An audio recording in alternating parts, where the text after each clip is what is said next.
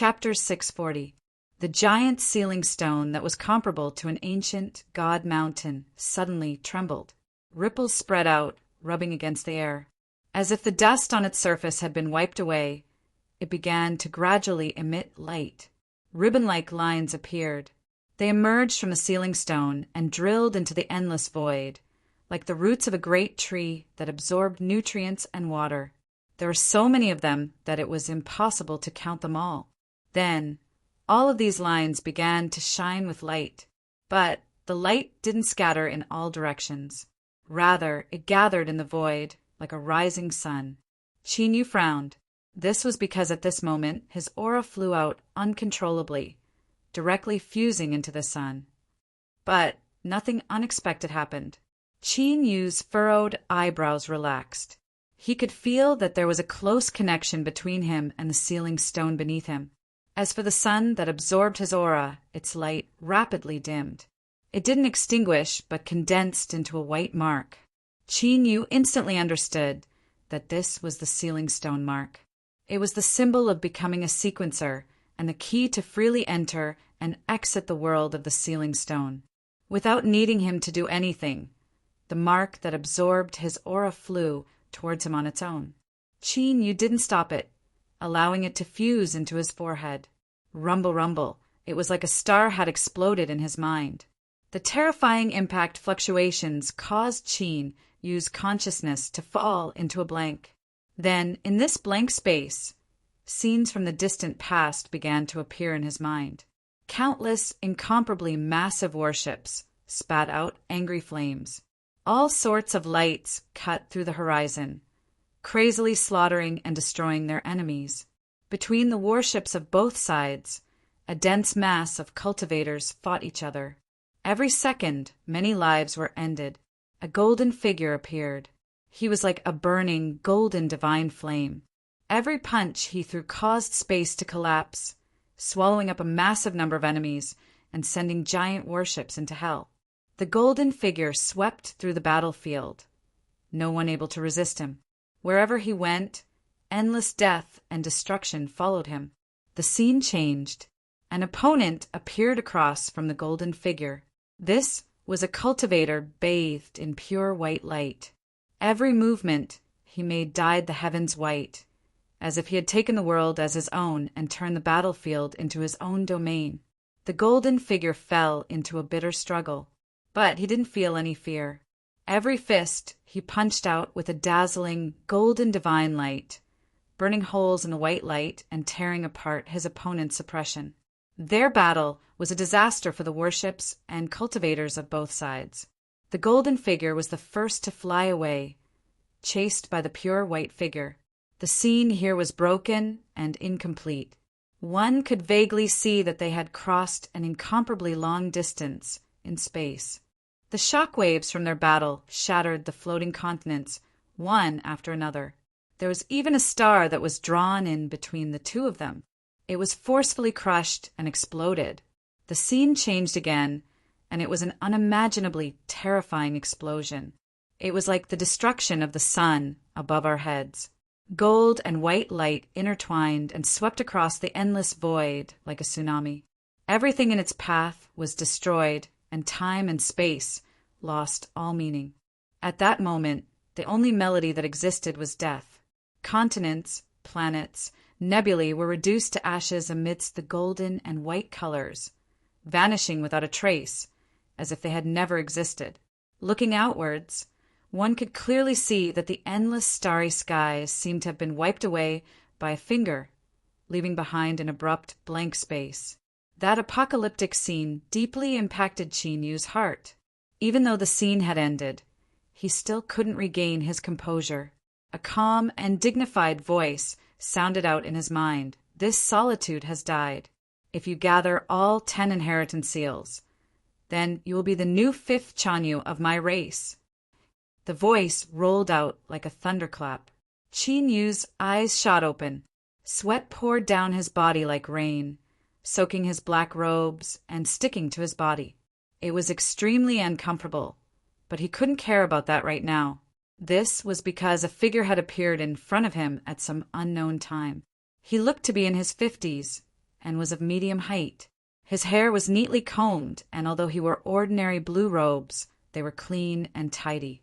At first glance, the impression he gave was that of a strict steward who did things that others could rest assured about. But it was clear that this was impossible. Why not? The blue-robed man smiled. Qin Yu furrowed his eyebrows. You know what I'm thinking. The blue-robed man nodded. Of course, because you are a new sequence holder, one of the candidates to inherit the sealed stone world. Qin Yu didn't speak, but the aura around him tumbled. The air suddenly became heavy, as if a giant beast had awakened from its slumber. Who are you?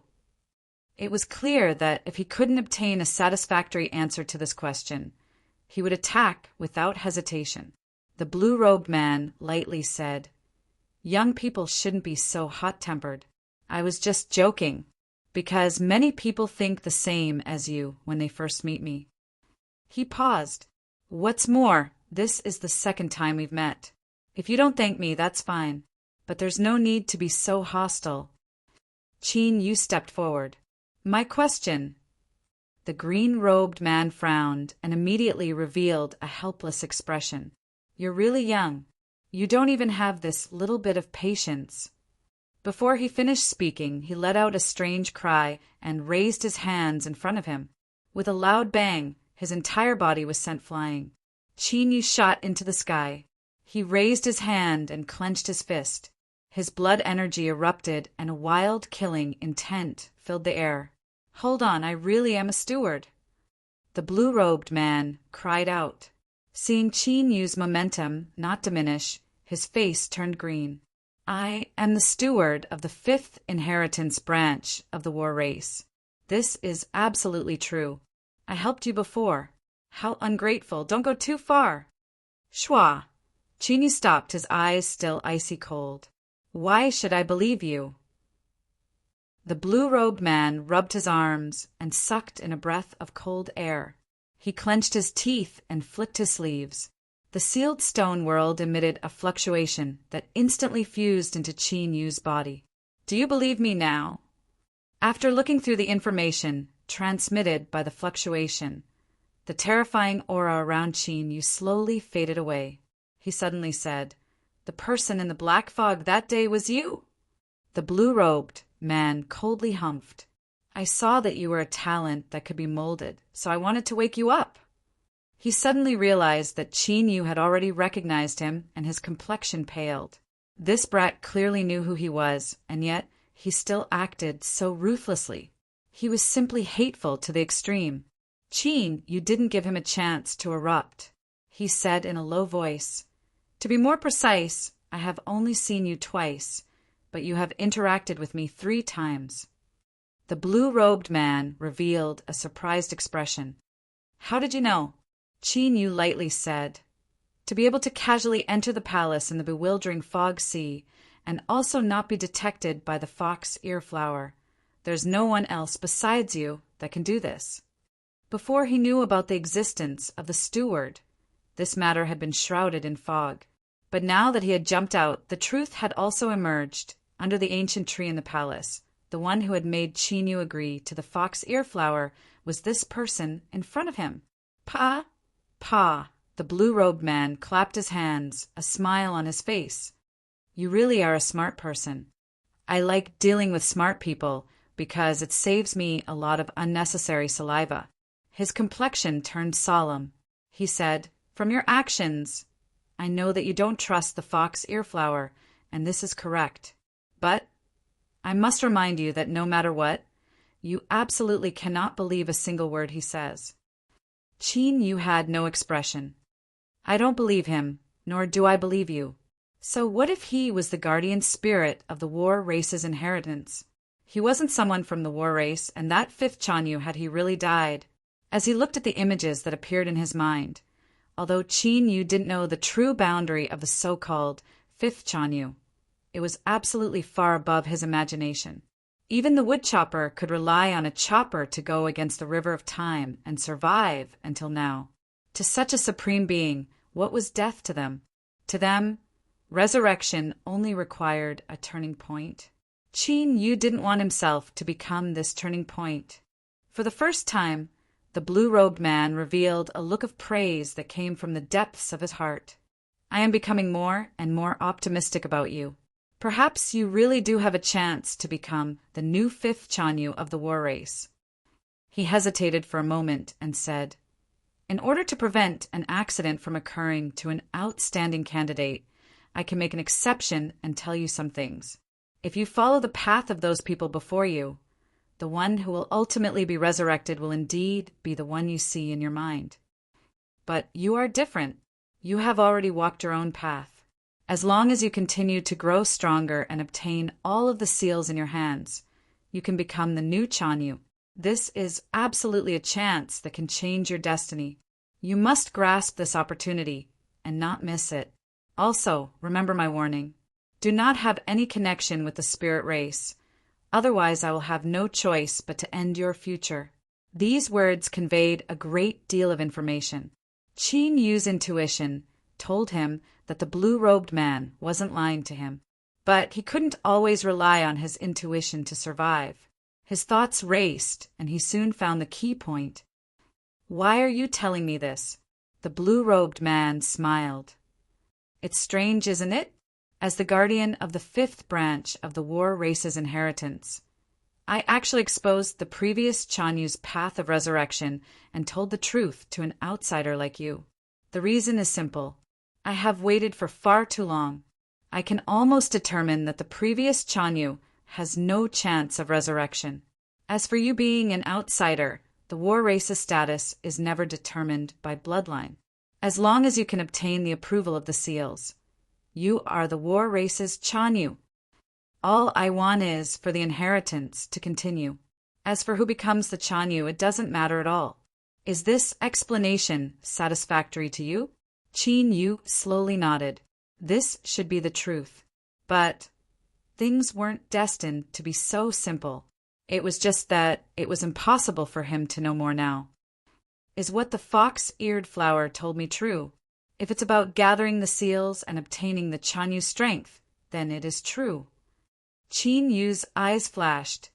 My current strength isn't enough? The blue-robed man laughed.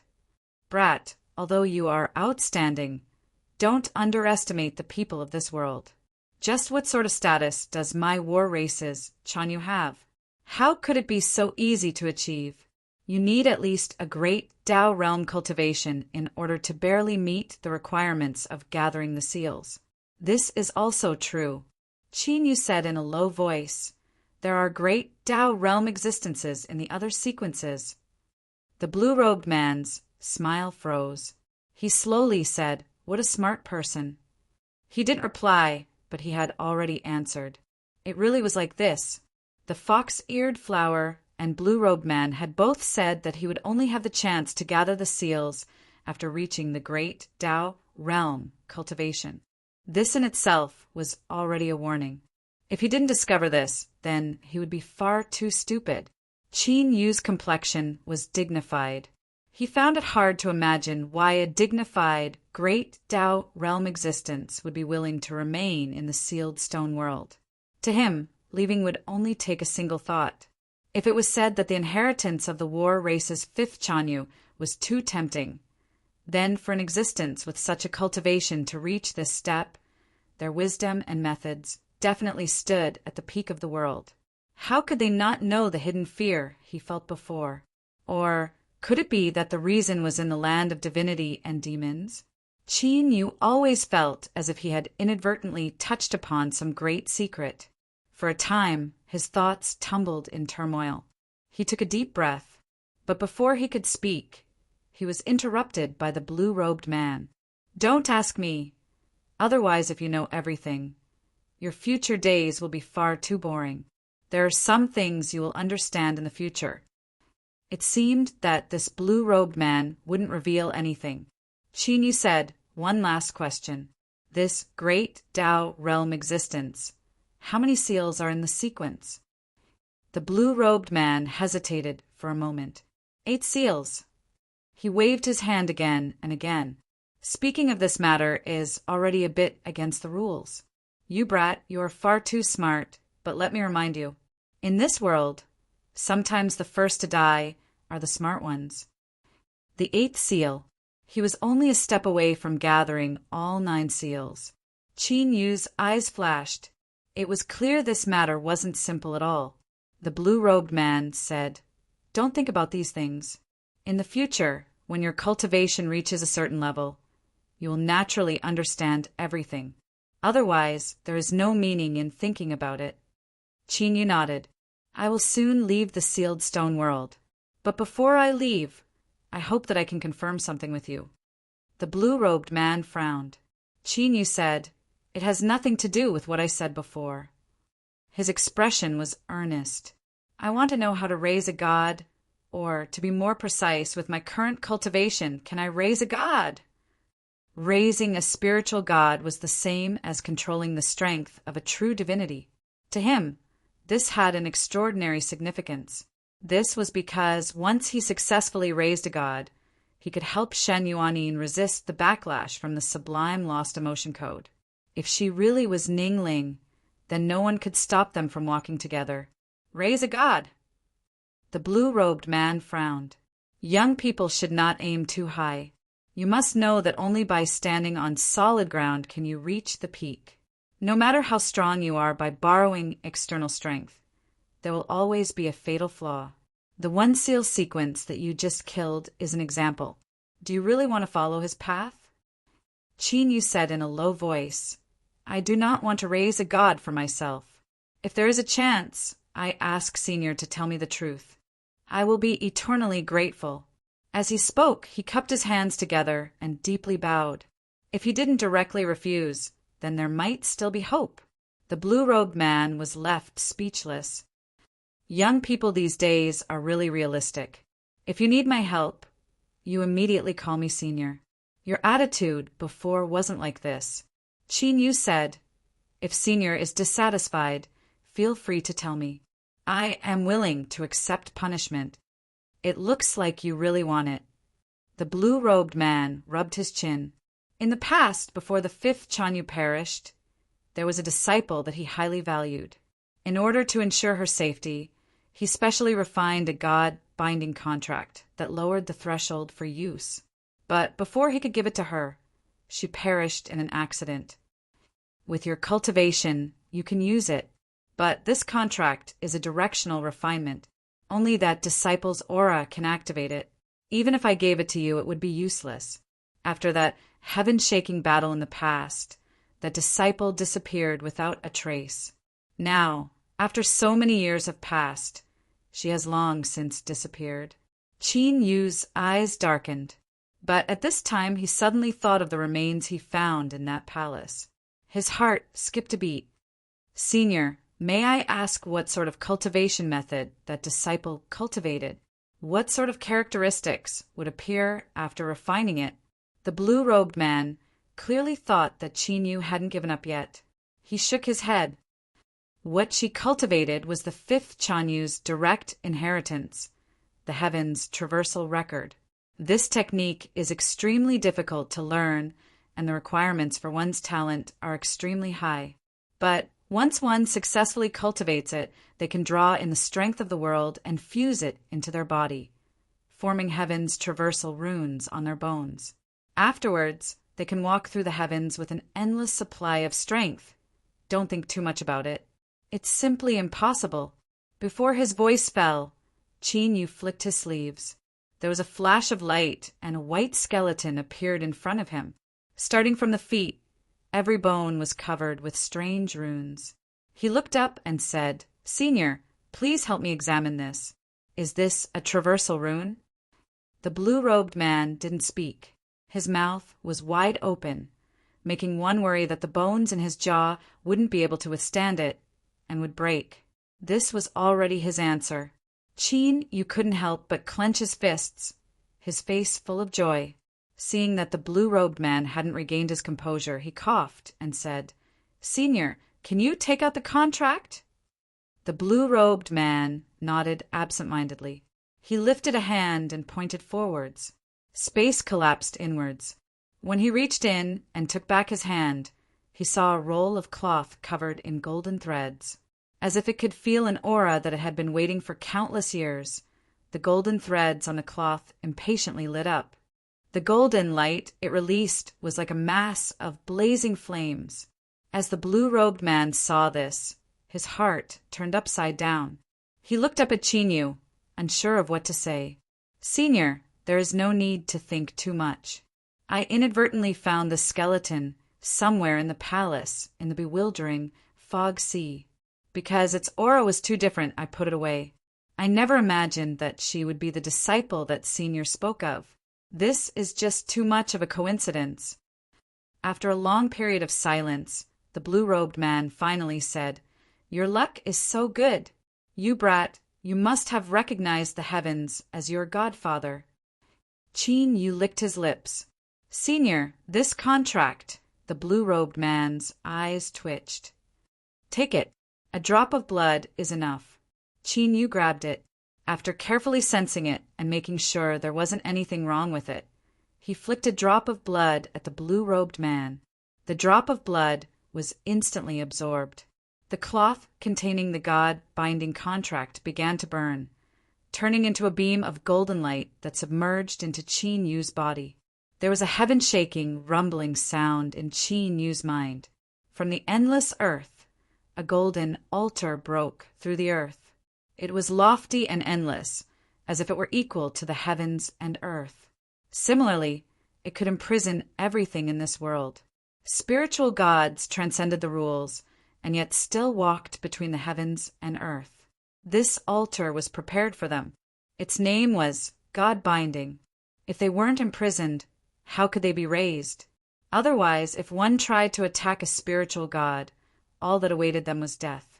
When the altar was completed, Chinyu naturally understood everything about the god-binding contract. He opened his eyes and cupped his hands together. "Thank you, Senior, for helping me." The blue-robed man sneered. "I don't know whether I should praise you for being cautious or laugh at you for being so cautious. I hope that the next time we meet, your strength will surprise me." He turned, leaving only the back of his head behind.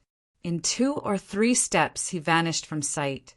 As for the matter of Chinyu transforming into ancient, neither of them mentioned it. Perhaps they both knew that this was a taboo that shouldn't be mentioned. Chinyu bowed to see them off. As he stood up, he smiled. The joy he felt was no less than when his will had materialized. An impatient feeling rose in his heart. Chinyu immediately wanted to return to the land of divinity and demons. But before that, there was something he needed to handle first. After sensing for a moment, Chinyu stepped out. His figure vanished and reappeared in front of Zhuodongdong. Even in his unconscious state, Zhuodongdong was still tightly hugging that stone. With a flick of his sleeves, Zhuodongdong coughed and weakly opened his eyes. When he saw Chinyu, he blinked his eyes and then burst into tears. "Mother, I actually died like this. I don't even know how I died. I've been wronged." Chinyu's face stiffened.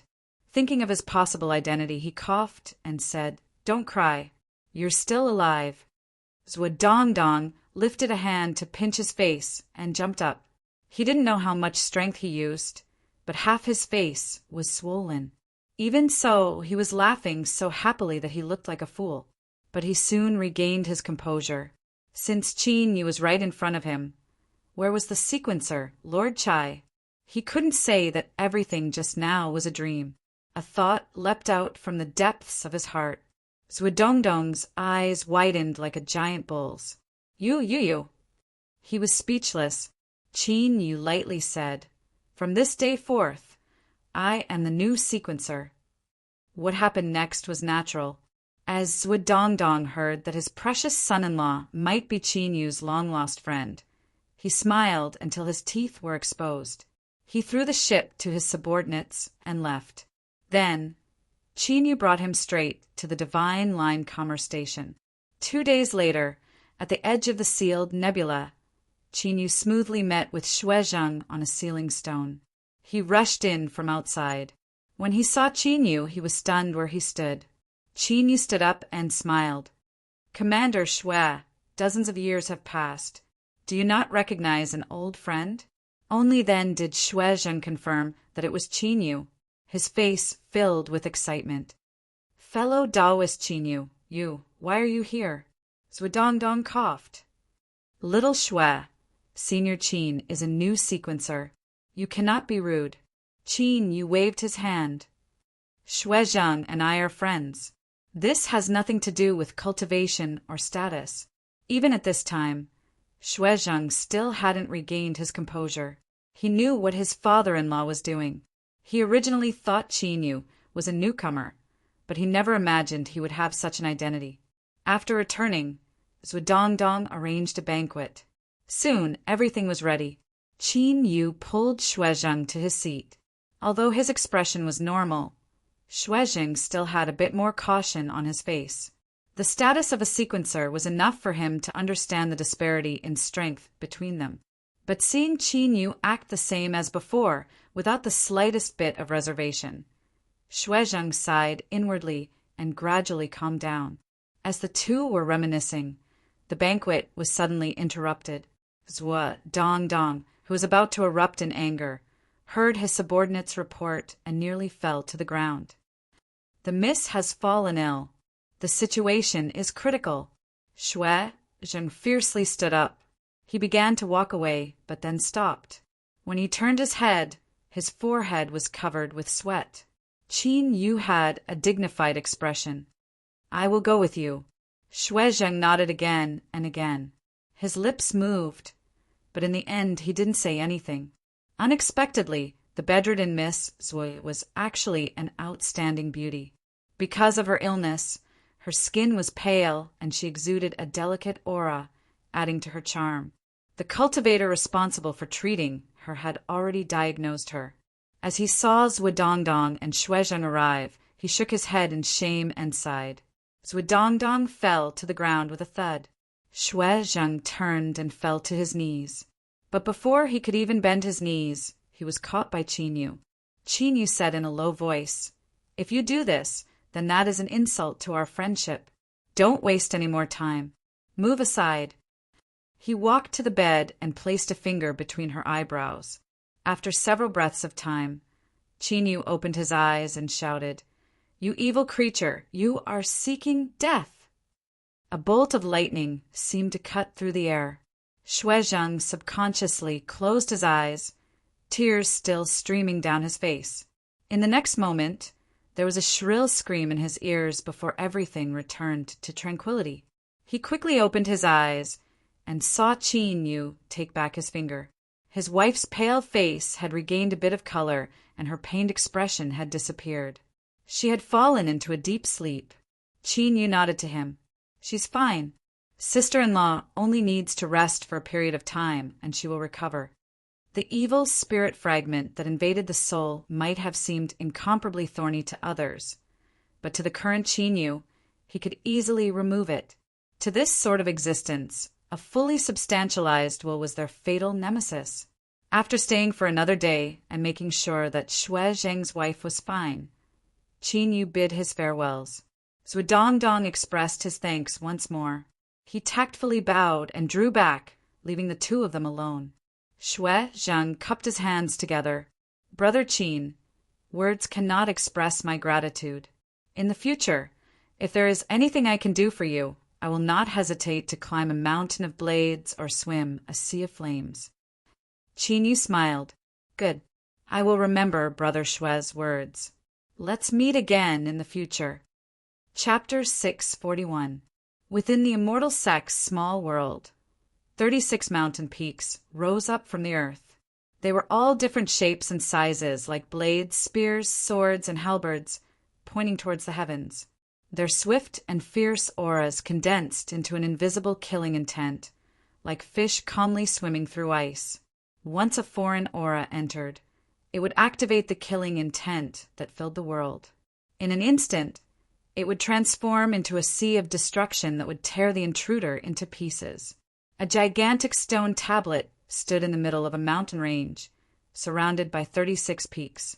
It seemed to be surrounded by a myriad of stars, but in reality, it was a gathering of a vast and mighty force.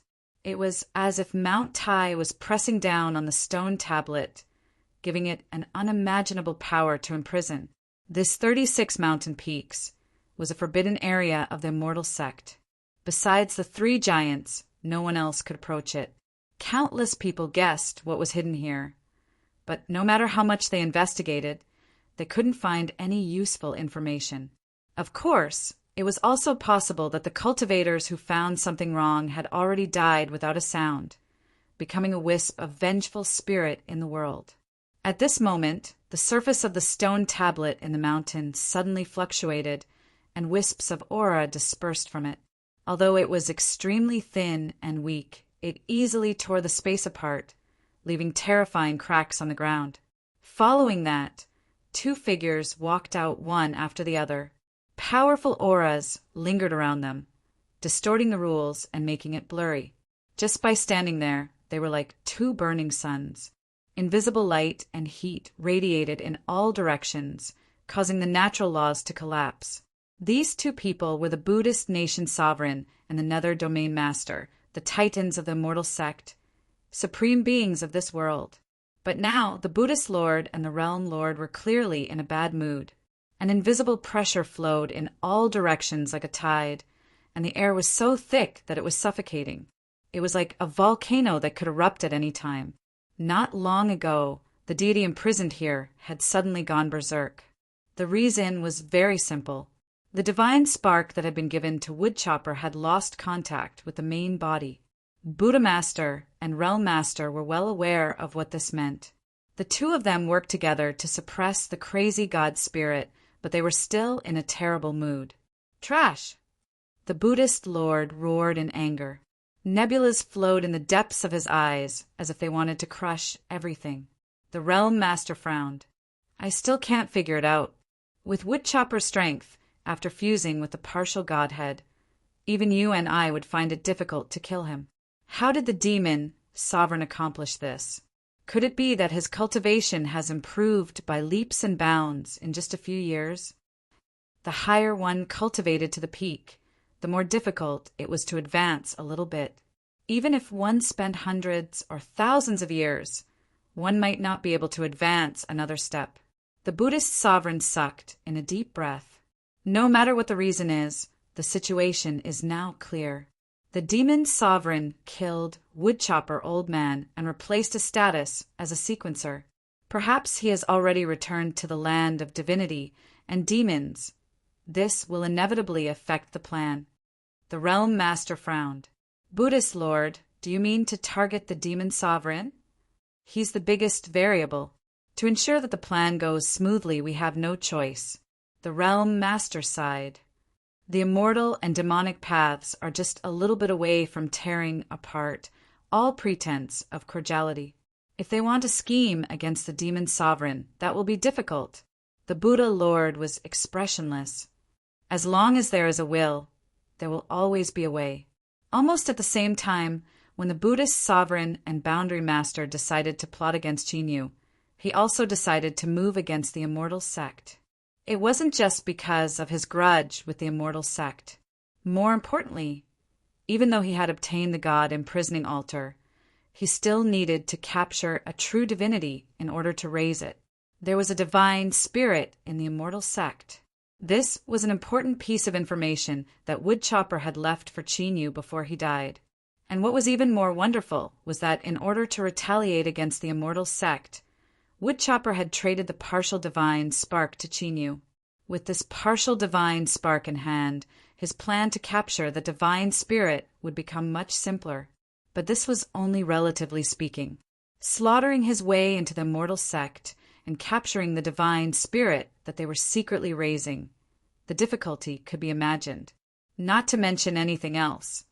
Just the fact that the demonic path hadn't sensed that the immortal sect was secretly hiding a divine spirit for so many years proved that the immortal sect must have hidden this divine spirit in an extremely secretive place. Even if he had the god imprisoning altar and the partial divine spark, he would still need to find this divine spirit and force it to appear. Only then would he have a chance to capture it. With just Jinyu alone, even though his strength had greatly increased, it was impossible for him to accomplish this. Thus, he needed a powerful helper. On the mountain summit, Chinyu allowed the strong winds to stir his black robes and black hair. His eyes narrowed, and he took a step forwards, vanishing from sight. Half a day later, in a top training room of a Dao arena, Chinyu saw solitary Westgate, who he hadn't seen for several years.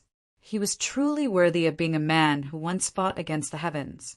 When he first saw Chinyu, he was able to sense the changes that Chinyu had hidden. Will materialization. He cried out in surprise. Even someone as proud as the Dao Arena Master couldn't help but sigh at his inferiority as he faced Chinyu. This boy was simply a freak of nature. Chinyu smiled and cupped his hands together. I must thank fellow Taoist Westgate for your guidance. Solitary Westgate shook his head. There is no need to thank me. You are strong enough.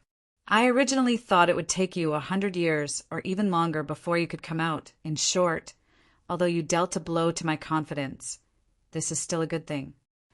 The stronger Chinyu was, the closer he would be to the time of resurrection, the greater his chances of success would be.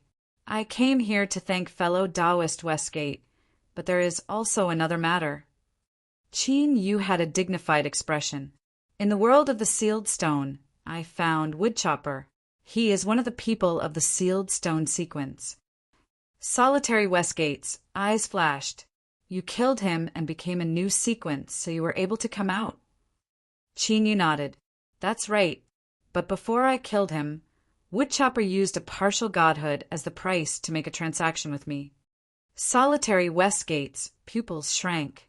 He clearly knew what a partial godhood was. He asked, Is this transaction related to me? Chinyu said yes. Woodchopper asked me to pass on a message to fellow Taoist Westgate.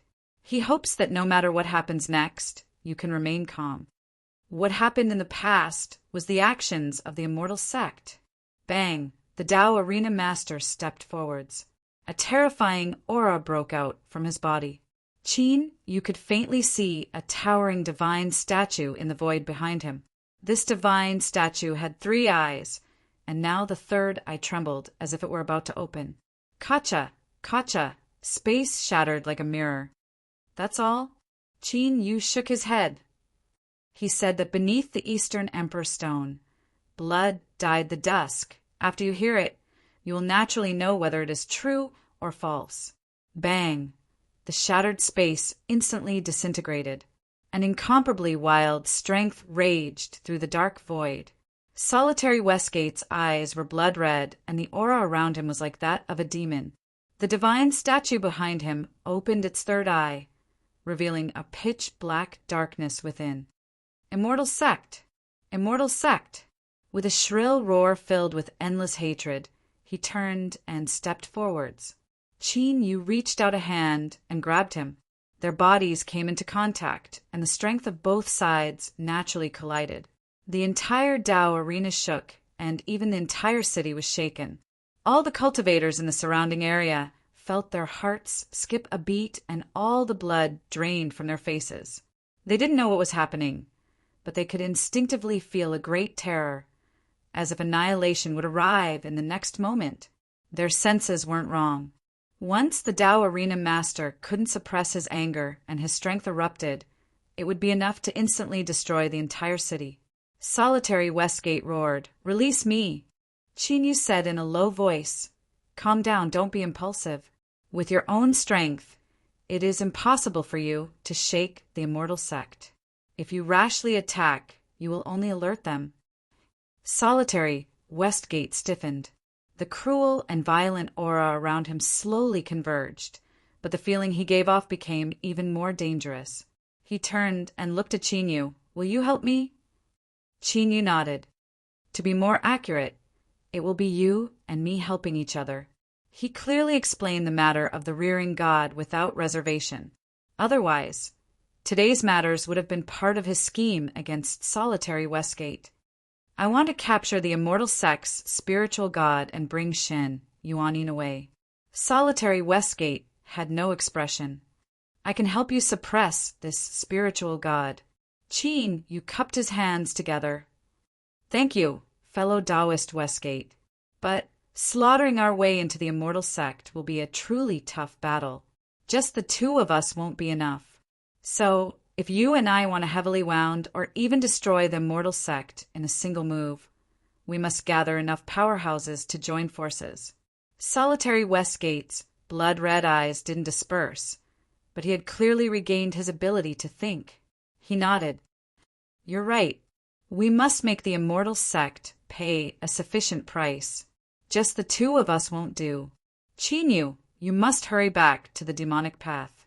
You must persuade the Dark Night Demon Region and Blue Sky Yellow Springs to gather the strength of the entire demonic path. I will also mobilize all of my strength and gather all the Calamity Immortals in the Tao Arena system. I will have the immortal sect pay with blood. Chinyu said in a low voice, I will do my best. Solitary, Westgate frowned. I understand the Dark Night Demon Region and Blue Sky Yellow Springs style of doing things. To have them discard their scruples and fight with the immortal sect is not a simple matter. Chinyu, reverse the order of events and say that I asked you to slaughter your way into the immortal sect. This is the demonic path's best chance. Perhaps it will be more effective. Chinyu said, all right, let's part ways here. If anything happens, contact me at any time. He directly left. It was said that a gentleman could wait 10 years for revenge, but that was because a gentleman didn't have the ability. When it came time to take revenge, no one was willing to wait even a second longer. Chinyu was like this, and Solitary Westgate was also like this. No one knew that an earth-shattering event had occurred just as the two of them met. The spearhead was pointed straight at the immortal sect, and this event would cause a series of twists and turns that would sweep through the entire land of divinity and demons. Finally, it would converge into a raging tide that would change the entire future. The demonic path's holy sovereign had recovered from his injuries and left seclusion. As this news spread out, the entire demonic path was filled with jubilation. This news directly affected the front lines of the battlefield, causing the enemy army to retreat 1,000 miles in panic. Your Majesty, are you really all right? The demon envoy hurried over, his face filled with excitement. Chinyu had a calm expression. There are still some minor matters that can be erased at any time. There is no need to worry. He paused for a moment and then continued. You have done well these past years. I am very satisfied with you. The demon envoy fell to his knees. Your Majesty is fine. That is the fortune of the entire demonic path. This subordinate followed your orders and does not dare to claim credit. Chinyu flicked his sleeves and pulled him up. Send a message to the Dark Night Demon Region and Blue Sky Yellow Springs. I invite the Divine Thrones and Yama to gather at the Holy Emperor Palace. Remember, this matter must be kept a secret. No one else can know of it. The demon envoy's heart chilled. He could feel the scent of blood from these words. This subordinate will immediately do so. He came and left in a hurry. Yu Qi walked out from the back of the hall. She bowed, Your Majesty.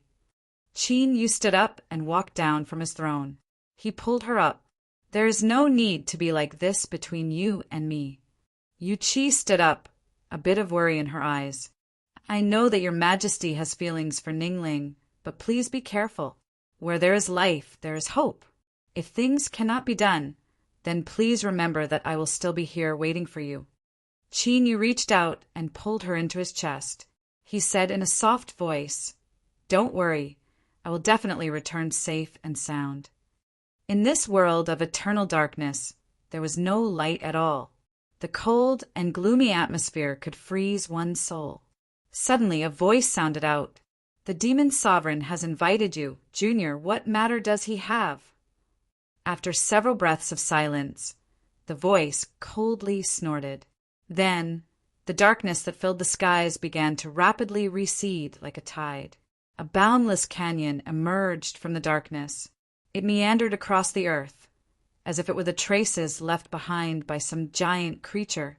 The faint sound of footsteps came from the depths of the canyon. The tall divine throne god walked out. Every step he took caused the world to tremble. Rumble, rumble. A black will spun in the air. It was so large that it seemed to cover the entire vault of heaven. Yama sat down cross-legged. She wore a long red dress that accentuated her curvaceous figure. A dark golden mask covered her face, revealing only her mouth and eyes. It made her seem a bit more mysterious. She lifted a hand and grasped the jade slip. As she probed it with her divine sense, Yama's eyes suddenly flashed open. A demonic light flowed within them, as if they could pull out a person's soul and throw it into samsara. The Saint Sovereign has invited me. She stood up and stepped out. Within the main hall of the Saint Emperor Palace, everyone was ordered to leave. The 9 stone doors slowly fell down, emitting loud bangs as they struck the ground. The divine throne and Yama's expressions were dignified. The 9 stone doors possessed a great strength and were able to completely isolate the outside world from the outside world. Even the strength of rules was unable to penetrate them. From this, they could already smell something extraordinary. Chinyu sat on the throne and said, "Today I have asked the divine throne and Yama to come because there is an important matter I would like to discuss with you two. I ask that you too do not take offense." Yama's voice was soft and gentle like flowing water. "Saint Sovereign, there is no need to mind. If there is something, please speak frankly." The divine throne had no expression. "I am currently in seclusion, and it is not suitable for me to leave." Chinyu nodded towards Yama and then looked at the dark night divine throne. "Good. Then I won't lay the groundwork," he said in a low voice. "A few days ago, the Tao Arena Master Solitary Westgate met with me in private and invited me to slaughter our way into the immortal sect. The reason I invited you two here is to discuss this matter." Slaughter our way into the immortal sect. The Dark Knight Divine Throne frowned, his eyes sharp and fierce. "Saint Sovereign, do you know what this means? What sort of consequences will arise?" Chinyu nodded. "I am well aware." The Dark Knight Divine Throne coldly sneered. "I object. The immortal sect stands side by side with my demonic path, standing above all others in the world. For countless years, we have fought each other openly and in secret. If we had the confidence to eliminate each other, we would have done so long ago. Why would we wait until today? Although Solitary Westgate isn't close to the immortal sect, there isn't any deep hatred between them.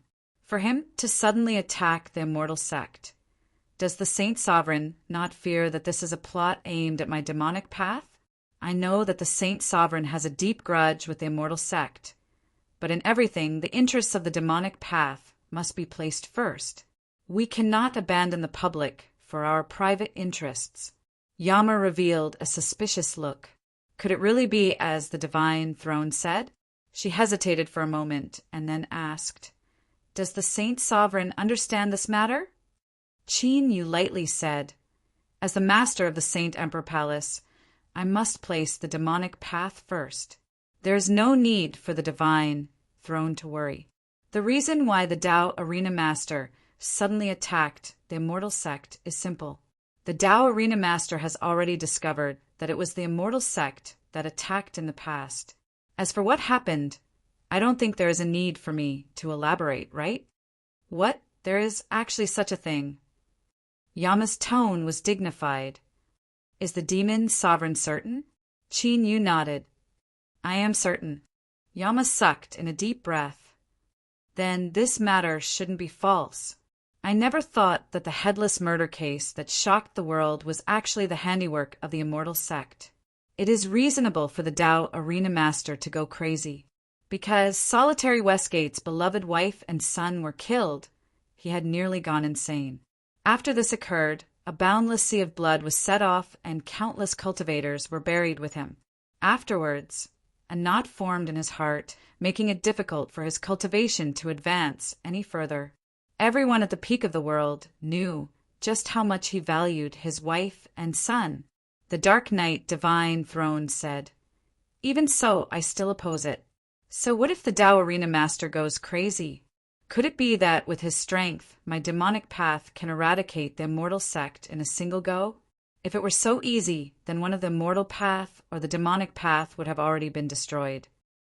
Rashly attacking will only cause an all-out war between the immortal path and demonic path. The greatest possibility is that both sides will be wounded, and this will give other influences of the world a chance. Do not forget that there is also the great Chu among the 7 great empires. His Majesty has never given up on his grand ambition of unifying the world. Moreover, the founding emperor of the great Zhou Empire has already appeared in the world. After returning to the capital of the great Zhou Empire, although there hasn't been any movement, once he does something, he will surely shock the heavens. The land of divinity and demons seems stable, but the truth is that there are turbulent undercurrents. The demonic path cannot take such a great risk. If the Saint Sovereign has nothing else to say, then I will bid my farewells. He stood up and left. The 9 stone gates could sever the continuation of the rules, but they couldn't stop him from leaving. Qin Yu's calm voice sounded out from behind. The immortal sect has a spiritual god, a living, true spiritual god. The dark knight divine throne stopped and slowly turned around. Impossible, Qin Yu said. I personally experienced it. Several days ago, I fought with this spiritual god. His eyes were cold. You too, there is a hidden spiritual god in the immortal sect. For countless years, there hasn't been the slightest bit of news leaked out. There must be a great plot behind the scenes. If we do not take advantage of this chance to strike down the immortal sect, then there will be a great calamity for the demonic path in the future. Yama suddenly said, there is a forbidden land in the immortal sect world that is said to hide a great supernatural inheritance of the immortal sect. Unless one is part of the 3 giants, no one is allowed to approach it. The demonic path has tried countless times to obtain information about this place, but they have never been able to obtain any information about it. Now it seems that this forbidden land should be where the spiritual god is hidden. There was silence in the hall. As supreme beings of the world, existences that stood at the highest peak, they were well aware of just how terrifying a spiritual god's strength was. This was a transcendent existence that stood above the entire cultivation system.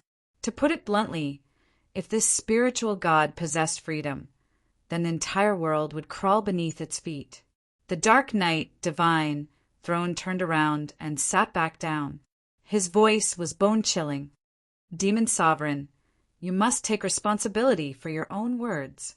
Qin Yu's expression was calm. The immortal sect has a spiritual god. This is absolutely true. He added a final and powerful chip. The reason I hope that you too agree to this matter is because the Tao Arena Master has already promised that if the immortal sect uses a spiritual god, he will personally suppress it. This was a man who had fought against the heavens and survived.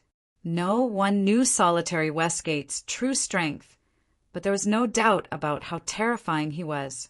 Only he dared to boast about suppressing a spiritual god. Yama said in a low voice, I agree to help. Qin Yu looked at the dark knight, divine throne. After a moment of silence, he slowly said, I can also agree, but there is a condition. If we succeed in killing that spiritual god, I want that divine spark.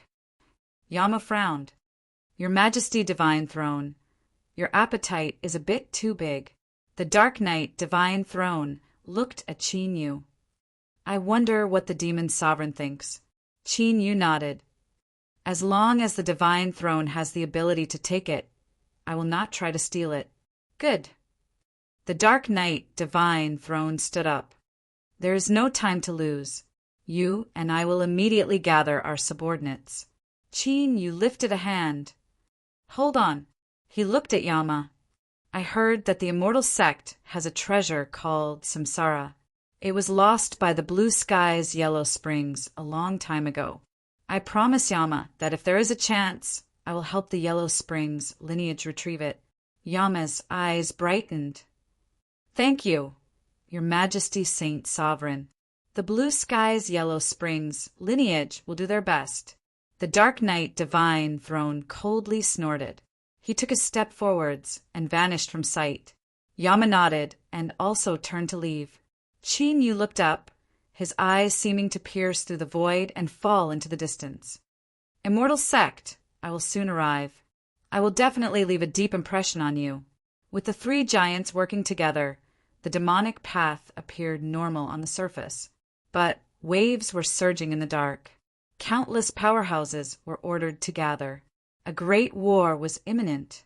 In a chamber, an oil lamp illuminated solitary Westgate's face. With his expressionless face combined with his bloodshot eyes, just a single glance was enough to freeze one's soul. He looked through the information in the jade slip and crushed it to pieces. He stood up and said, "Everyone, the demonic path has finished their preparations. It is time for us to set out." Whoosh, whoosh. 13 figures shot into the skies. As if they had crashed into a barrier, they vanished from sight. 3 days later, a flying drought demon suddenly appeared within the borders of the Yen Empire. Immediately, the land was dyed red for 10,000 miles and all life within its range was wiped out. The Yen Empire sent out masters, but in the end, none of them survived. The leader was a Calamity Immortal Realm royal family member, but he managed to escape back to G City with heavy wounds. For a time, the Yen Empire was shaken. The Yen Emperor personally asked for help from the Immortal Sect, hoping that they could send powerhouses to help the Yen Empire eradicate these monstrous evils. This was reasonable. The Immortal Sect enjoyed all sorts of support from the Yen Empire, so they naturally had to play the role of protector. Soon, 3 Immortal Sect elders led their subordinates to G City. After a brief pause, they hurtled towards the place where the flying drought demon had appeared. Soon, several other places in the world experienced similar events. Immortal Sect masters were drawn out and sent to various places in the land of divinity and demons. The state of Lu was located between Qi and Wei. It was considered a slightly stronger medium-sized country. On the surface, it was a vassal of the Great Wei Empire, but in truth it was benefiting from both sides, barely surviving in the cracks between the two empires. The capital of the country, Xiang City, was densely populated. Shops lined both sides of the long street, although there were occasional bloody conflicts at the border. It didn't affect the prosperity of the majestic capital. Amidst the densely packed shops, a medicine shop that had withered its business had closed for a day. It was really a small matter. The nearby shop owners looked at the tightly shut doors with a hint of a sneer on their lips. They thought that their business had finally run out. Some people were already thinking of quickly finding someone to contact the owner of the medicine shop. They didn't know how to do business, but this location was really good. If they bought it, they would be able to lay golden eggs. But what these people didn't know was that within this medicine shop that they had their eyes on, there was a terrifying strength that could overturn the entire land of divinity and demons. Demonic Path, Holy Sovereign, Dark Knight, Divine Throne, Yellow Springs Yama, Tao Arena Master. How many supreme beings could there be in this world? Just these 4 people were gathered here, and there was no need to mention the numerous tribulation immortal powerhouses standing behind them.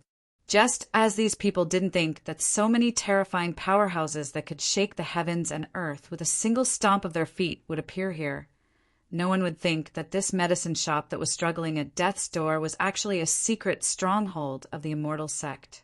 They had even arranged a transmission array that led directly to the Immortal Sect world. Against the Immortal Sect, no one dared to be careless, even if they joined forces. Using a plan to weaken the strength within the Immortal Sect world was the first step, and launching a surprise attack was the second step. Now, everything was proceeding according to plan. All they had to do was slaughter their way into the Immortal Sect. The Tao Arena Master's voice was low and gloomy. "Everyone, let's begin." Chapter 642. Amidst the clouds and mist, the branches of ancient trees were faintly discernible.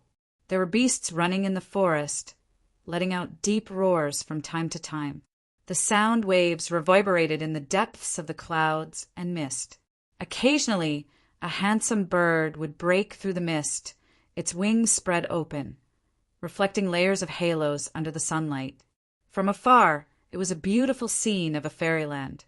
Several female cultivators from the immortal sect, who were responsible for raising spirit birds and beasts, revealed gentle smiles on their faces, a bit of pride in their expressions.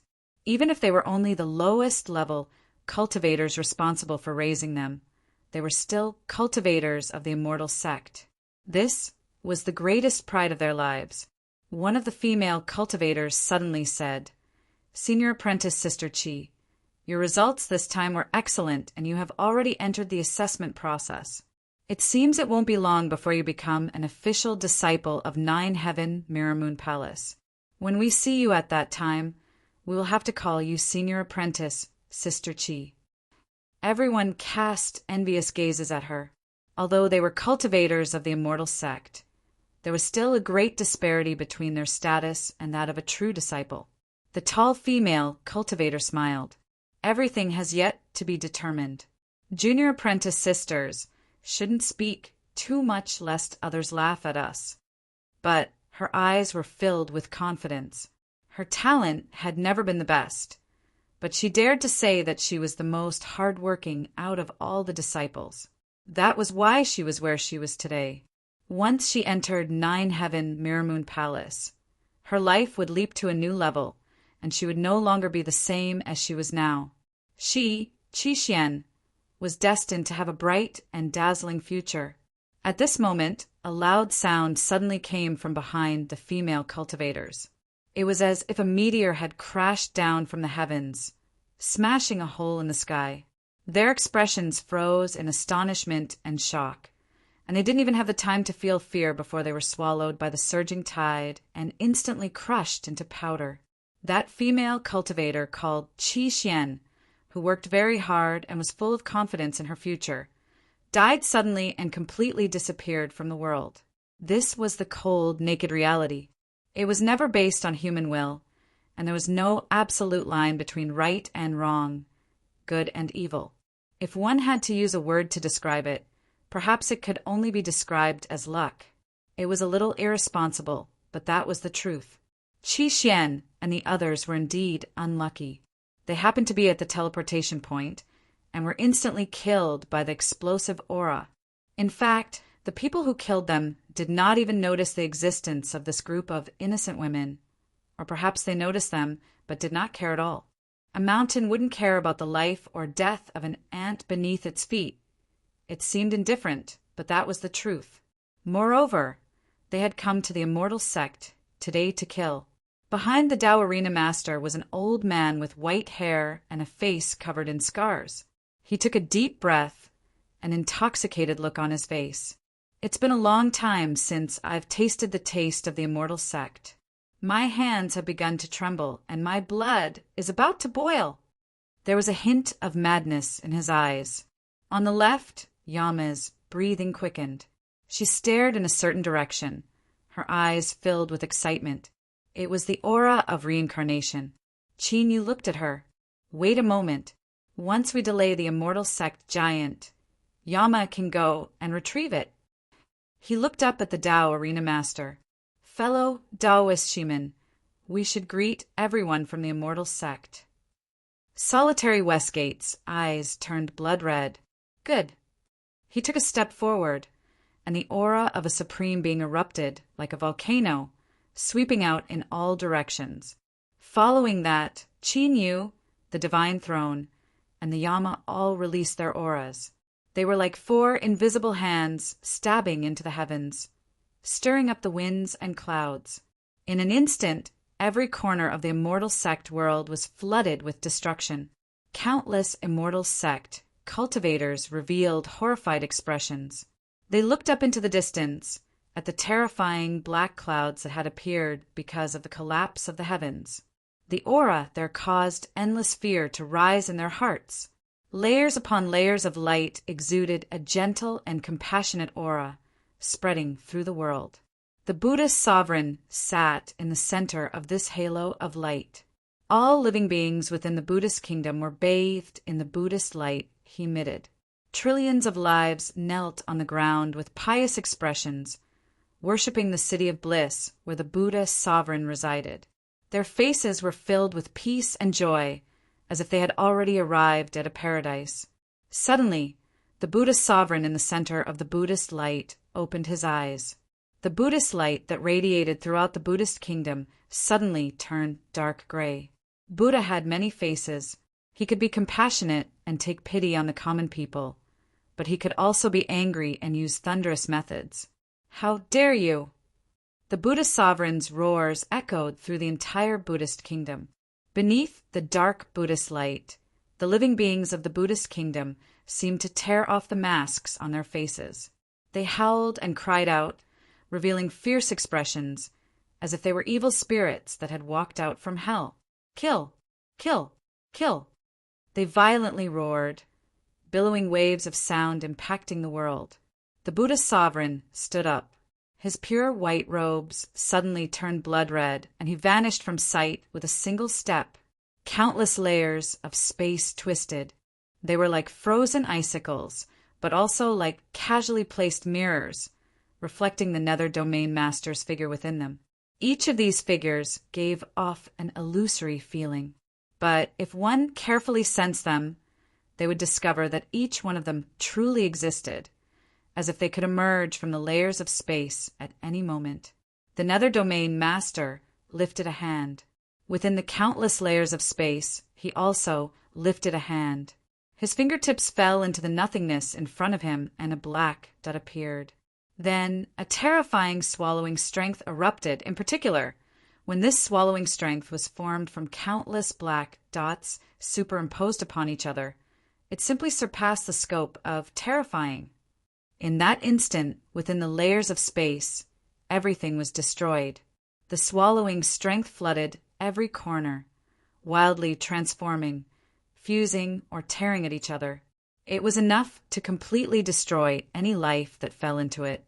At this time, within the layers of space, the Realm Master's eyes flashed open. His eyes were filled with anger and shock.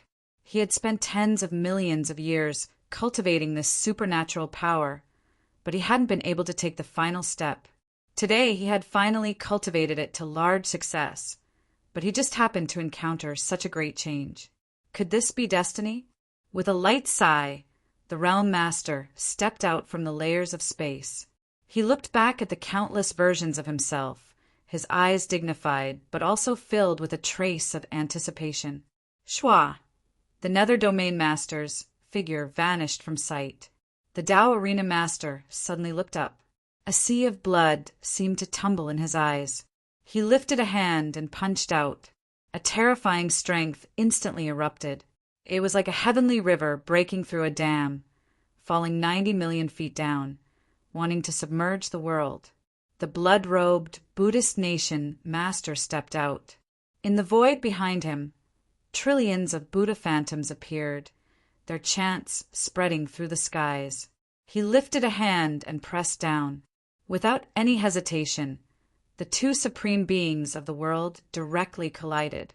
A loud explosion seemed to split apart the heavens and earth.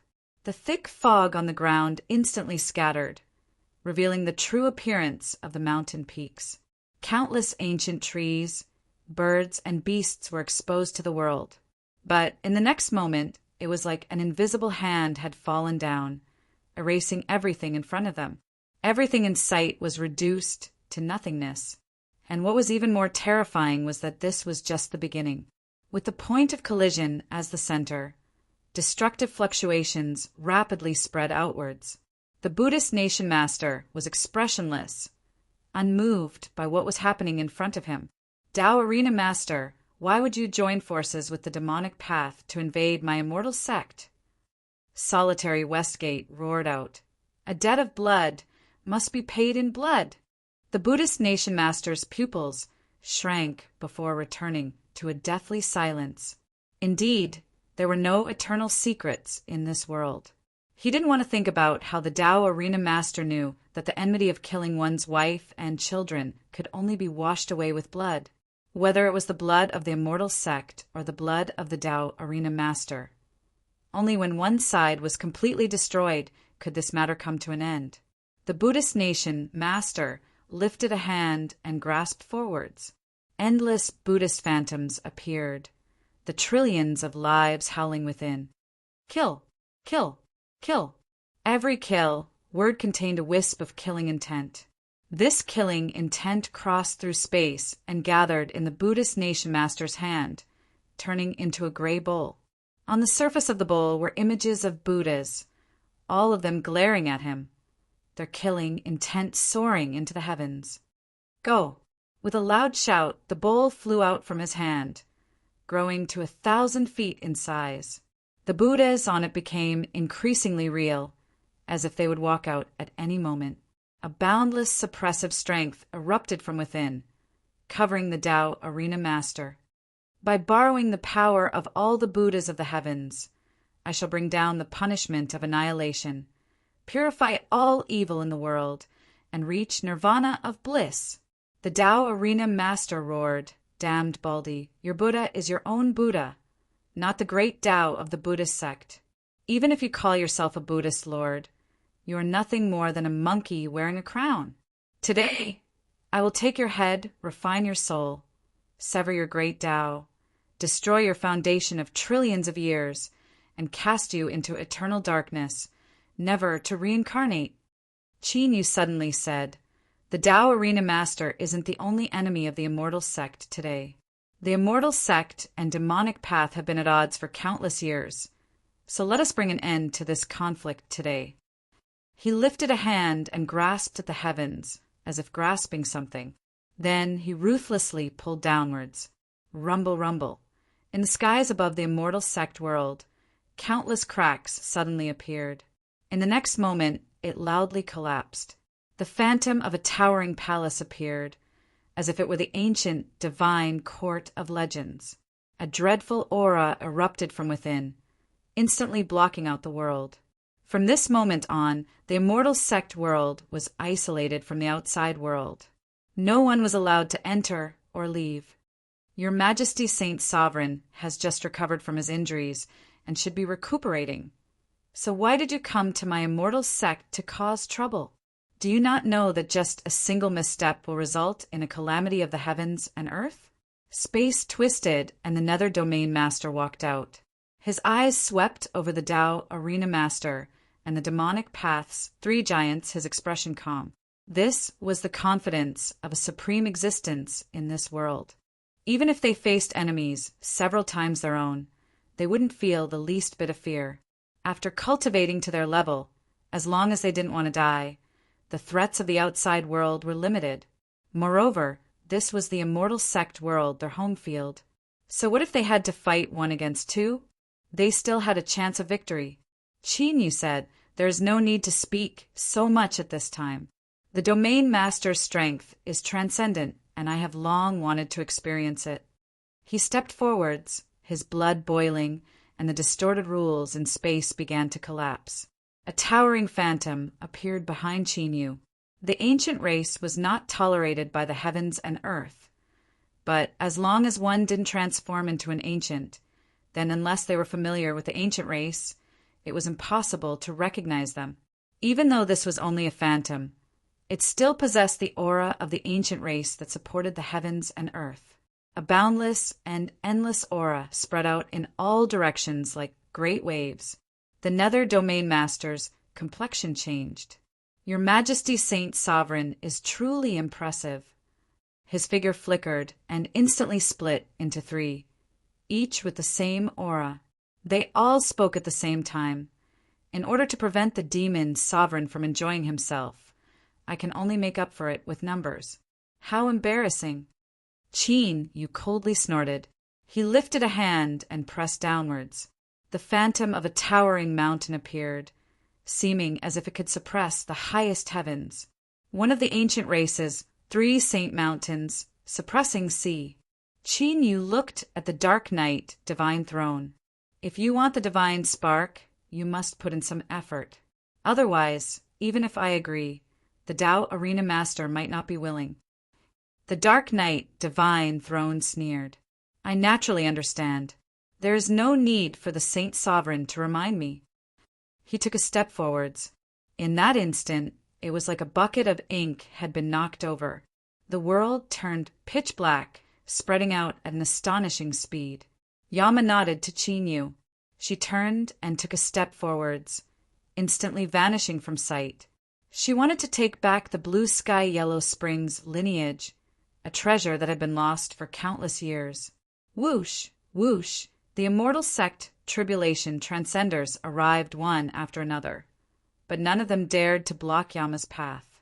They were well aware of how terrifying the supreme existences of the world were. If they tried to stop her, that would be the same as seeking death. Kill!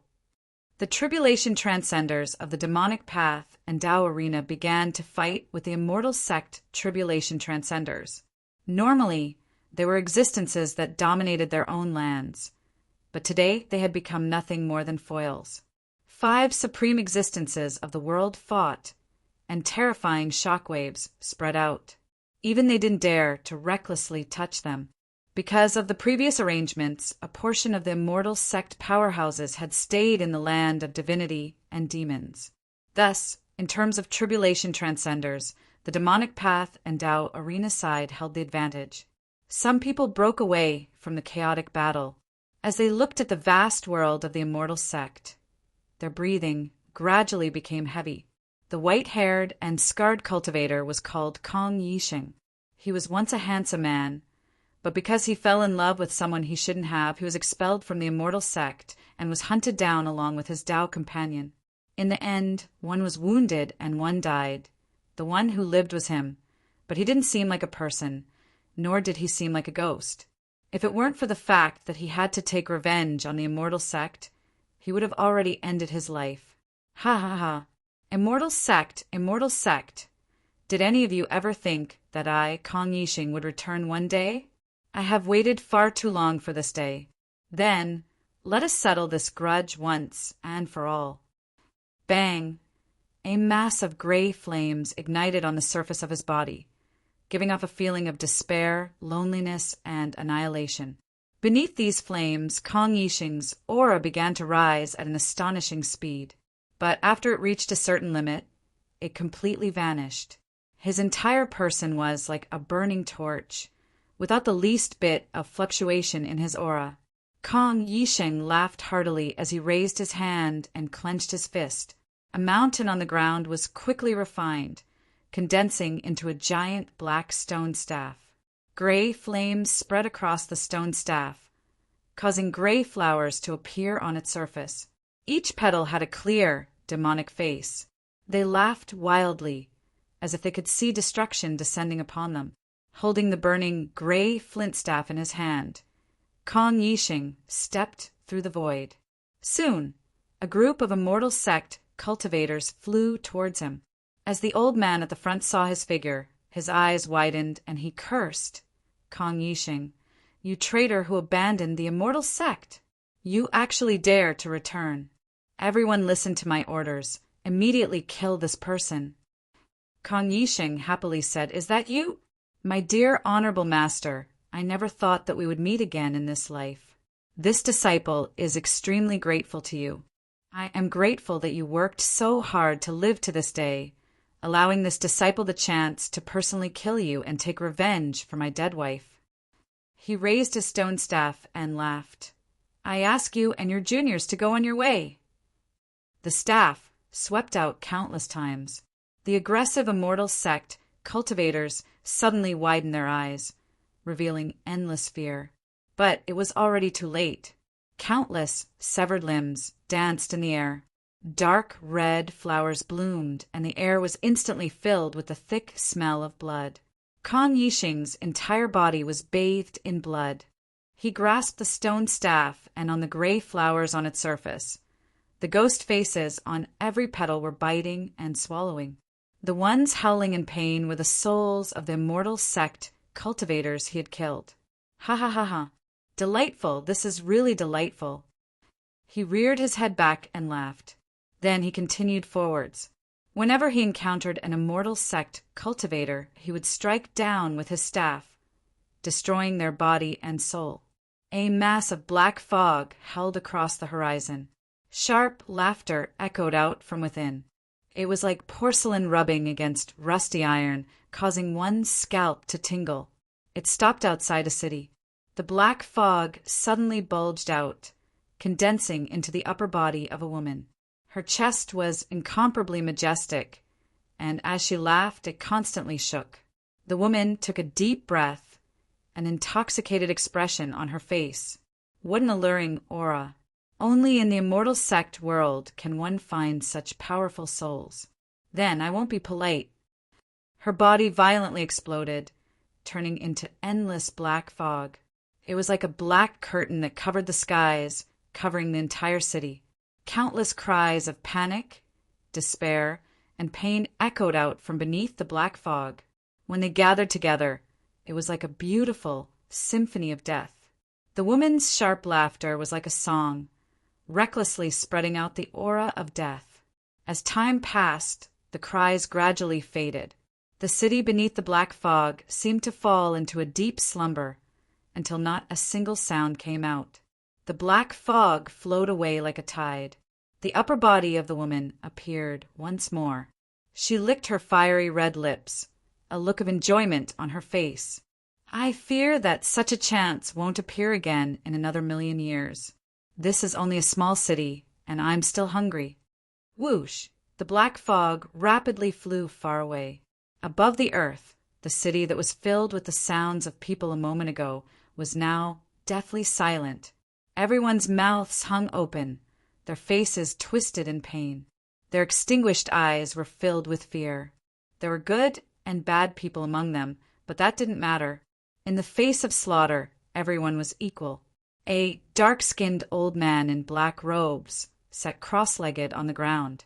He swept his eyes around and nodded with satisfaction. He had found a place that suited him. He lifted a hand and placed a pot in front of him. The old man bit his finger and, after a great deal of effort, squeezed out a drop of blood from his pale, white flesh. The pot absorbed the blood. Where the drop of blood fell, blood runes appeared, rapidly spreading out in all directions. When they covered the entire pot, a light snort sounded out from within. Old Wu, how much blood do you have left? You actually dare to awaken us? Be careful that we don't suck you dry.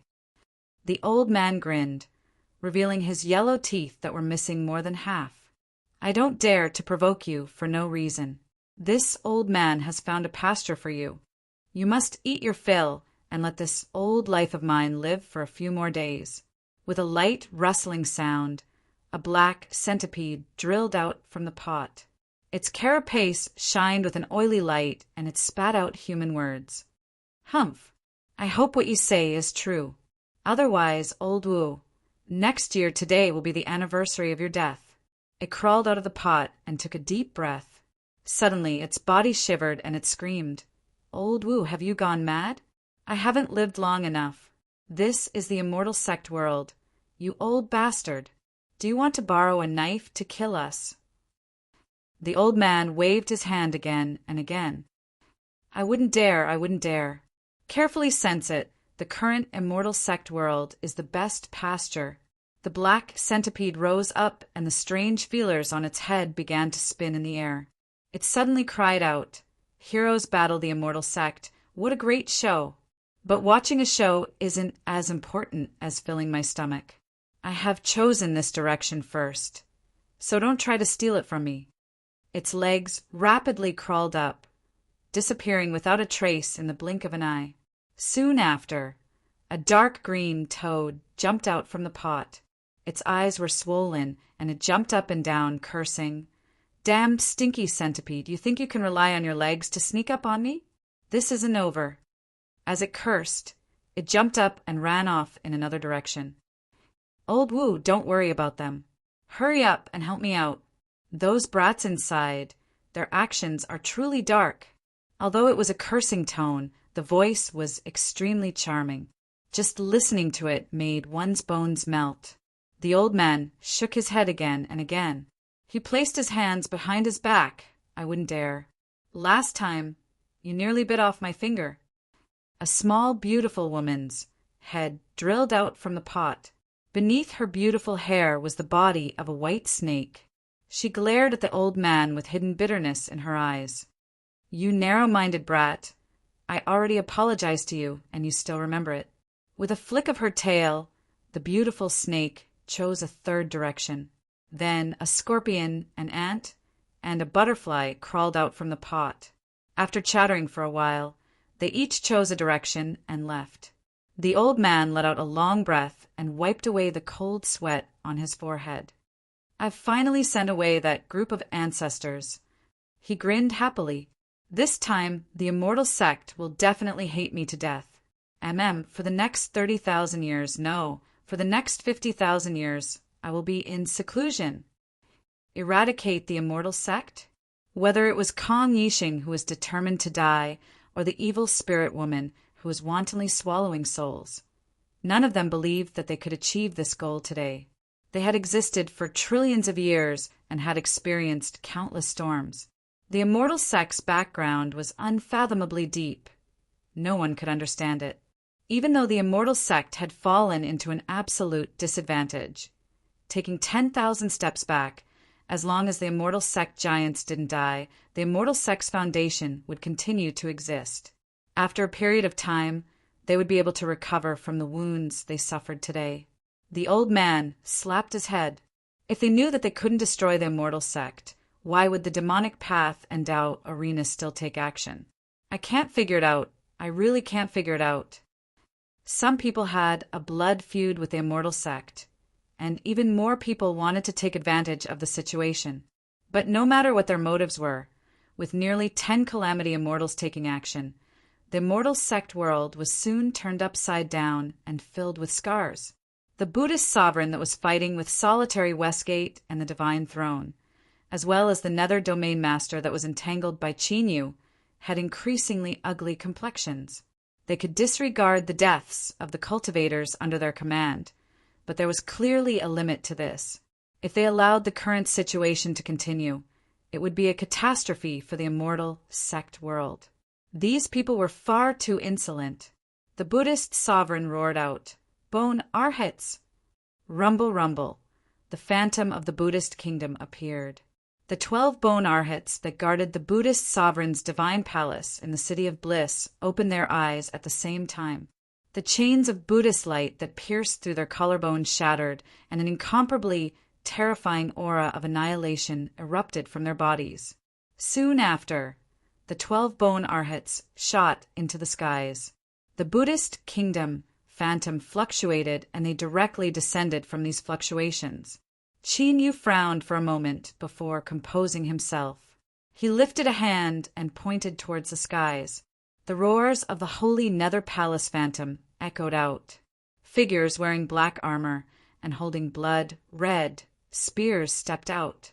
They were the strongest powerhouses of the holy Nether Guard.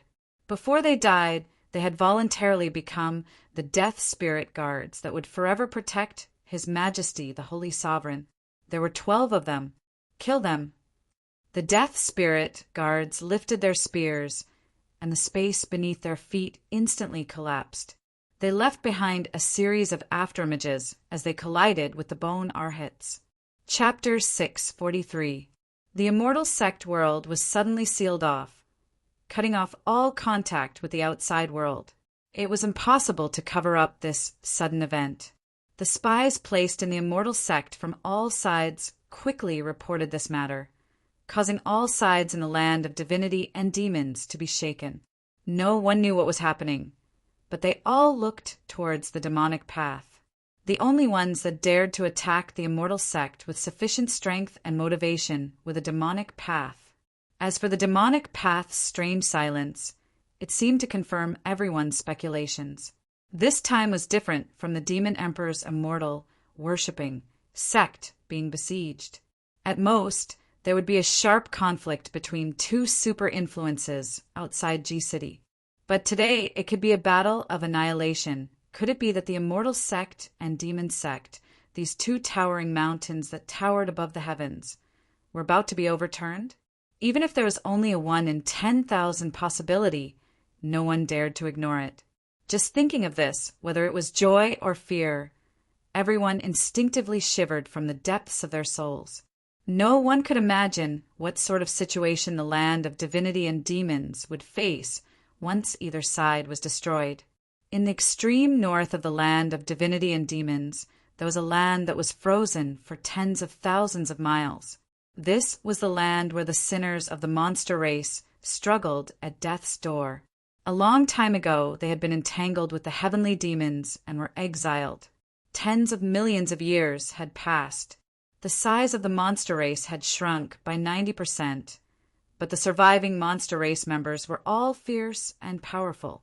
They were like lone wolves licking their wounds in the snowy plains, their green eyes constantly staring at the warm and fertile land in the south. They had never given up on returning to their homeland, freeing their people from the edge of starvation and death. Everything had been going smoothly. After waiting for tens of millions of years, the monster race had finally found a perfect opportunity. But just as they were about to carry out their plan, a sudden change occurred. All the monster race members who knew of the plan felt their hearts leap into their throats.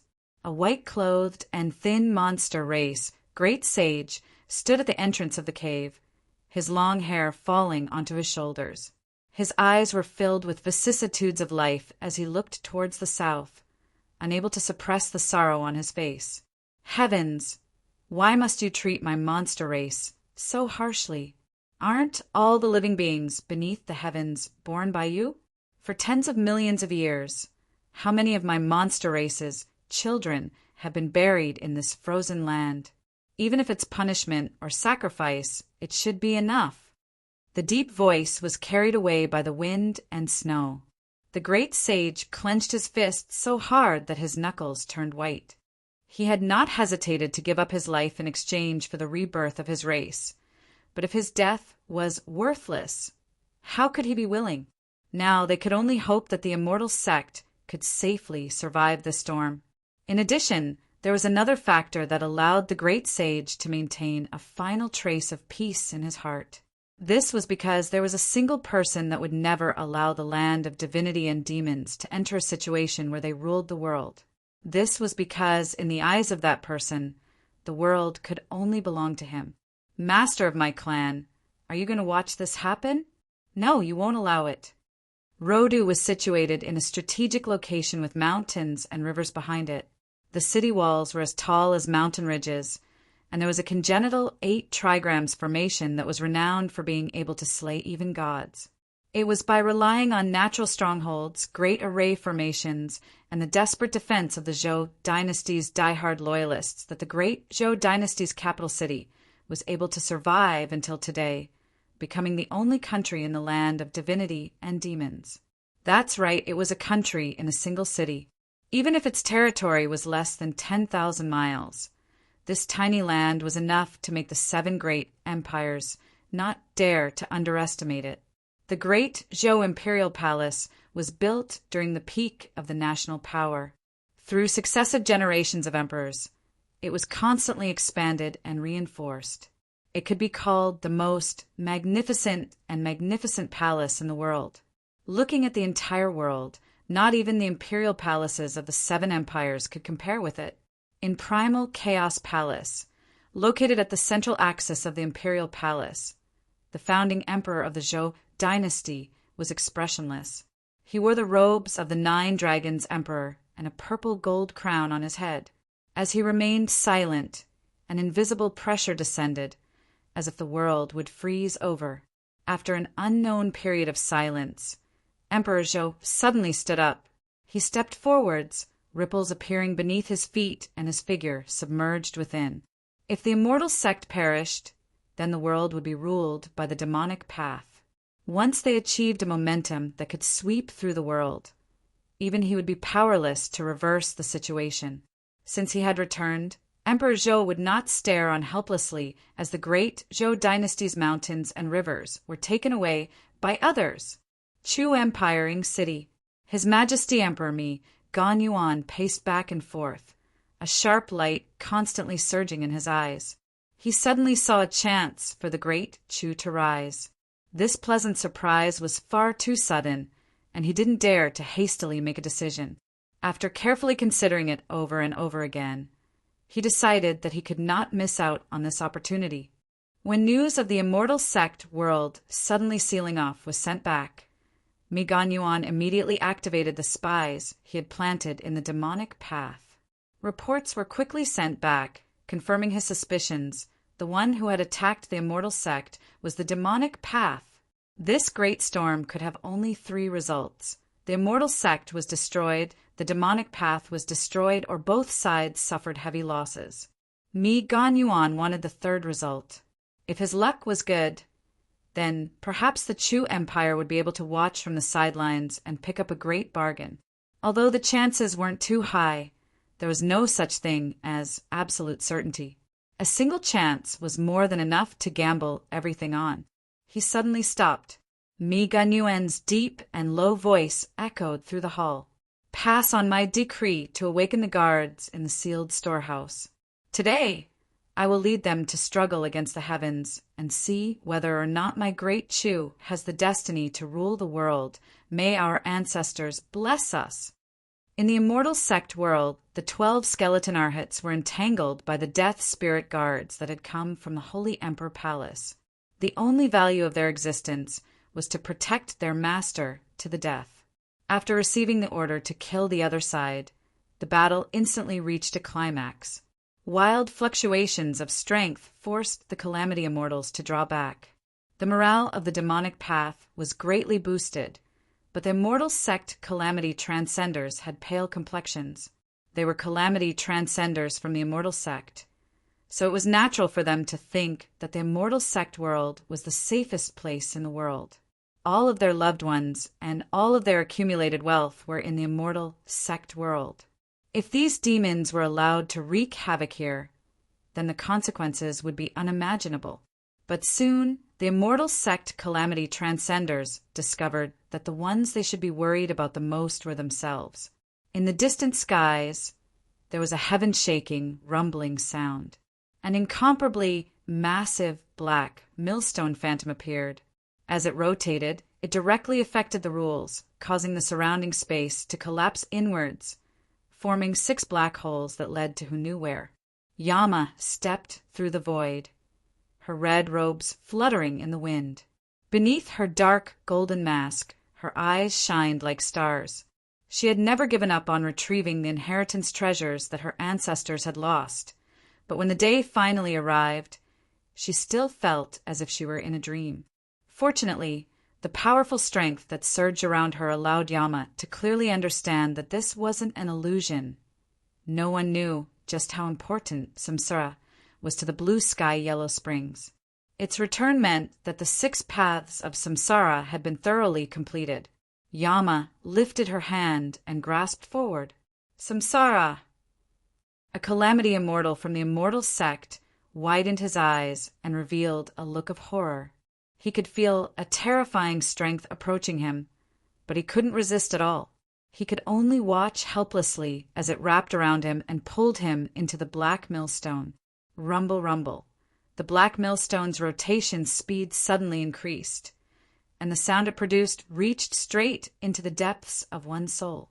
It carried with it a strength that caused one's heart to tremble, and they instinctively felt endless awe.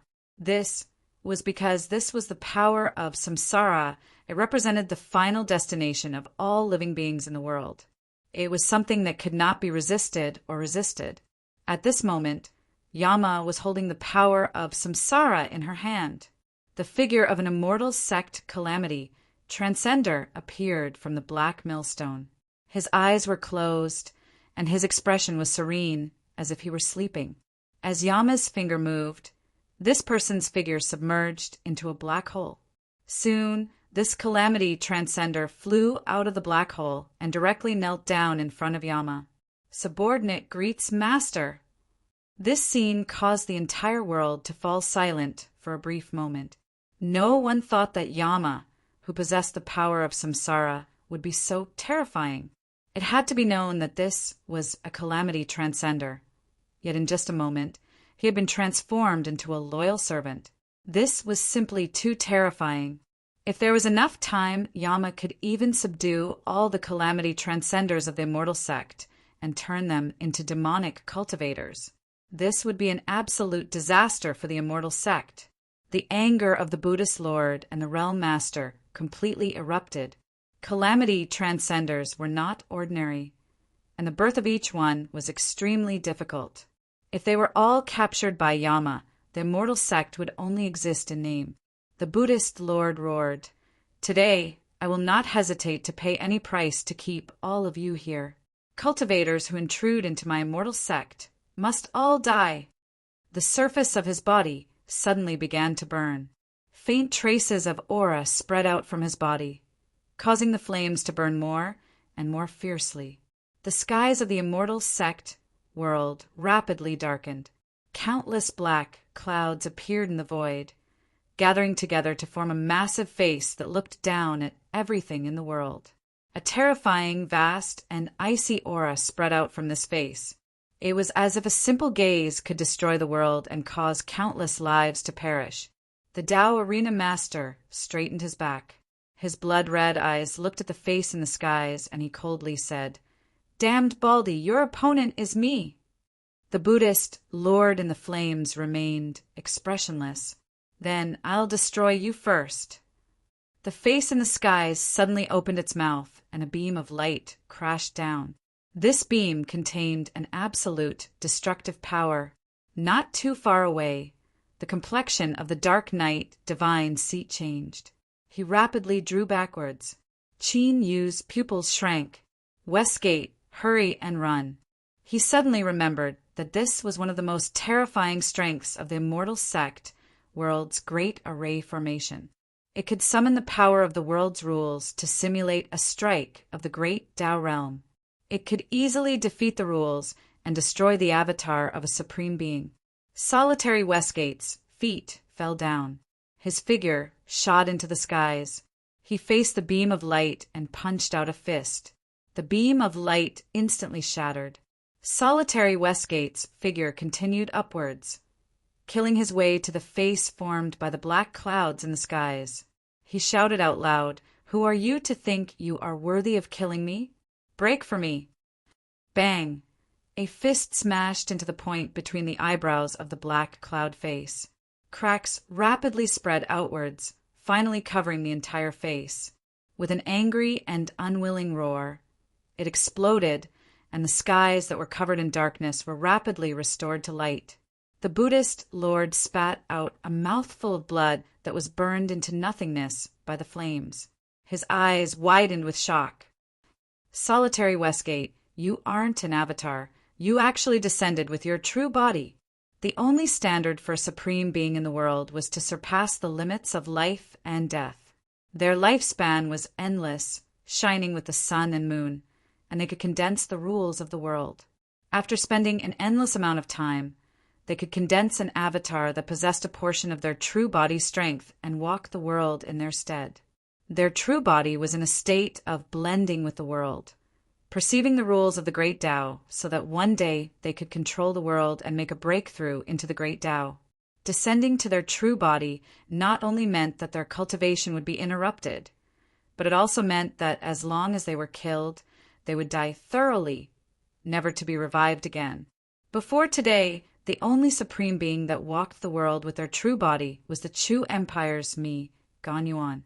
It wasn't that he didn't want to form an avatar, but that if he borrowed the destiny of his country to become a supreme being, his true body would have to fuse with his country. Otherwise his boundary would collapse and he would fall. But after today, there was also the Tao Arena Master, Solitary Westgate. "You will all die." Solitary Westgate roared as he stepped forwards. His aura wildly rose, soon reaching an inconceivable boundary. Even the strength of the immortal sect world was suppressed and trembled. Was this a true supreme being of the world? Indeed, avatars were far too terrifying. Qin Yu's eyes brightened. Even though he didn't know that Solitary Westgate's true body had arrived, this was absolutely good news for him. The Buddhist Lord and Boundary Master had been forced into a hopeless situation. Even if they wanted to descend with their true bodies, they would need a certain amount of time. But this was enough time for the Tao Arena Master to kill their avatars. If they didn't want to lose their avatars, then there was only one choice left for them: to awaken the divine spirit. Yama activated the great supernatural power of the 6 paths of samsara with all of her strength to capture the immortal sect Calamity Transcenders as quickly as possible. Of the 3 demonic path factions, the Yellow Springs lineage had always been the weakest. The fundamental reason for this was that they had lost their samsara treasure. She certainly wouldn't miss out on such an opportunity today. Every person she captured would strengthen the Yellow Springs demonic path in the future. It was like directly plucking a ripe watermelon from someone else's field. It was sweet and juicy. Unfortunately, she didn't have much time left. The Buddhist Lord and Boundary Master weren't idiots. Even if they wanted to hide the secret of the divine spirit, it was impossible for them to abandon their avatars and the foundation of the immortal sect. Between the 36 mountain peaks of various shapes and sizes stood the huge stone monument quietly. It had been here for more than 10 million years, and it would remain here for the next 10 million years, or even tens of millions of years, until the end of the river of time. However, the word accident itself meant that it couldn't be controlled. Faint ripples appeared on the surface of the huge stone monument, like the surface of a lake that was being blown by a spring breeze. A face emerged from these ripples. After trying for a long time, he finally opened his eyes. After a brief moment of blankness, what remained in his eyes was a strong aura of time that was almost impossible to dissolve. His eyes carefully swept every inch of the world around him, revealing a hint of joy and greed. Then, the face let out a sigh of satisfaction. I really didn't expect that I would be able to see this world again one day. When the voice sounded, the ripples on the surface of the stone monument quickly expanded, giving off an oppressive feeling as if there was a storm and dark clouds pressing down on a city. It was as if there was a complete world hidden within that square inch. The face actually began to rise, leaving the stone monument bit by bit. Then his head, arms, and body followed. After that, he pushed the stone monument with both hands, and his whole body walked out. This was a dazzling man. He had long silver hair and long eyelashes. His eyes were as dark as the deep winter night. Even though he was just standing there, he gave off the feeling that he was the center of the world. He stretched out his arms to embrace this world that he hadn't seen in a long time. He took a deep breath, his chest puffing up and then exhaling. The winds and clouds suddenly changed color, stirring up the world. Trillions of laws trembled and hummed, instinctively trembling.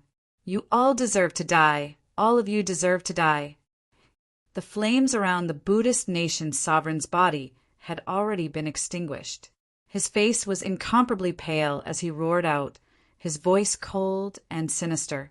The border lord's complexion was even uglier than his. His ashen and twisted face made it seem as if he wanted to swallow someone whole. If they had a choice, they would never have chosen to take this step. This was because there was a world of difference between a sleeping god and an awake one. There might even be a series of unforeseen events that went beyond their control, and the consequences of that could be catastrophic. It was already too late to say these things now, but even if the immortal sect was in trouble, it would be these people in front of them who would suffer first. The laws trembled and hummed, instantly sweeping through the world like a tsunami. Any cultivator that had the qualifications to touch the laws could clearly feel it. Then a trace of fear drilled out from the depths of their hearts, as if they would be erased from the world in the next moment. Chin, you looked up at the ends of the heavens. That was the source of the trembling of the laws. The immortal sect had finally awakened their god, and the most important goal of this trip was about to appear. The dark night, divine lord's eyes widened. Although he had learned from Chinyu that he wouldn't joke about something like this, when the aura of the god truly appeared, he still couldn't help but shiver. A numb feeling spread from his chest to his entire body, turning into a wild and desperate hunger. If he could swallow the godhood of this god, The dark knight, divine lord, took a deep breath and suppressed his tumbling thoughts. He forced himself to lower his head and not pay too much attention to what was happening. He had a deep understanding of gods and knew just how terrifying they were. Even their eyes could expose him. Wait for the Tao Arena Master to suppress this god. Then that would be the chance for him to act. He had to obtain the godhood. The Realm Master's faint voice echoed through the world. Do you all really think you can destroy my immortal sect? On this day next year, I will personally pour wine and offer sacrifices to all of you. A figure stepped forwards, long silver hair fluttering behind him. Qin Yu instantly determined that this was the god that had fused together with the woodchopper in the sealed stone world. At this time, the distant god suddenly looked over. Like two bolts of lightning cutting through the dark void, Qin Yu's ears buzzed and the space between his eyebrows felt as if it would split open. But his consciousness was restored and his heart was filled with raging waves. What a terrifying strength! If it weren't for the fact that his will had solidified, just this gaze would have been enough to destroy his mind. A surprised voice sounded in everyone's ears. Before the voice faded away, the god in the distance had already approached them. He looked at Qin Yu and frowned slightly. Part of my divinity should be with you, right? Return it to me, and I can die without pain. Qin Yu's complexion changed. The air around him suddenly thickened like an invisible swamp, dragging his body down. He could clearly feel it, but it felt as if his body wasn't his own, and he couldn't resist at all. Every action he took caused the rules to tremble. Wherever his thoughts reached, the world followed. This was the exact description of a god. His strength was beyond description. Facing a god was like facing the heavens and earth. To judge the life and death of the demonic path's holy sovereign with a single sentence wasn't because he was arrogant, but because as a god he had the qualifications to do so. Within his soul space, the purple moon suddenly trembled. Faint traces of moonlight fell onto Qin Yu's soul and fused into it. An inexplicable aura spread out from his body, and the oppressive and powerless feeling immediately disappeared. The god's eyes exploded with light. As he looked at Qin Yu, his eyes became deep, as if two nebulae were spinning in the depths of his eyes. But what left his heart shaken was that even the power of the spiritual god eyes couldn't see through Qin Yu's depths. Although there seemed to be no obstruction on the surface, there was actually a thick fog that couldn't be dispelled hidden deep within him. This fog covered and disturbed all of his aura. He didn't know what this fog was, but what was terrifying was that it made him instinctively tremble. This was a feeling he hadn't felt for many, many years after he became a god. Just who are you? Qin Yu replied in his heart, the master that will raise you. On the surface, he had a heavy expression as he looked at Solitary Westgate. It was time for him to attack. Solitary Westgate didn't disappoint. Even in the face of a god, his aura was still calm without any fluctuations. Just this point alone surpassed everyone here. He stepped forwards, the blood-red color in his eyes becoming even brighter. It was like two boundless seas of blood were hidden within them. Now, billowing waves rose up, as if some terrifying existence were about to emerge from these seas of blood. The Buddhist sovereign lifted a hand and pointed. I ask the god to kill this person. Even though Solitary Westgate was a prisoner of the immortal sect, the strength of a god had to be respected. The god turned to look at the Tao Arena Master and frowned. This was because he discovered that Solitary Westgate was also hiding an extremely dangerous aura, one that caused him to instinctively loathe. Without hesitation, the god lifted a hand and pressed down. A terrifying handprint fell down from the heavens. An unimaginable aura erupted from it, covering Solitary Westgate. It was like the killing tribulation of the heavens, and earth could not be avoided. Solitary Westgate roared out loud. This voice was different from his usual. It seemed to come from purgatory, filled with a deep hatred that could destroy all. The sea of blood deep within his eyes finally broke apart. A giant divine statue broke through the water. As it stood in his eyes, it was the same as arriving in the world. Another roar sounded out. The phantom of a divine statue appeared behind solitary Westgate. It was incomparably massive, and seas of blood tumbled between its eyes. A third eye was tightly shut between its eyebrows, and it was unknown what was hidden within. At this time, the divine statue phantom glared at the god. It roared out once more, its crazy and cruel syllables like a hurricane. The god's robes were instantly torn apart, and several tiny blood marks appeared on his incomparably handsome face. God, Eater Clan! The tears in the god's robes and the wounds on his face rapidly healed. The aura he emitted rose up like crazy. A destructive aura swept out, flooding the entire world. But as this strength approached solitary Westgate, it rapidly collapsed like snow beneath the blazing sun. Then it was swallowed up and absorbed. The calm and unruffled god's complexion finally changed. As he looked at the strength that was being swallowed up, his complexion became increasingly pale.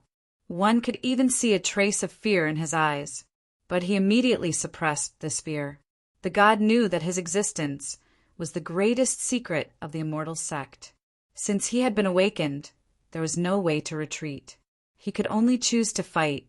I never thought that there would still be a God-Eater clan surviving in this vast world. But your strength is far too weak. I can suppress you and kill you, and also obtain the reward of the god system that exists in the world. The god's eyes brightened. This was because this might be his chance to break free from his imprisonment and regain his freedom. But the premise of all of this was to kill this god killer. God said that there should be a prison in this world. A grand voice echoed through the world.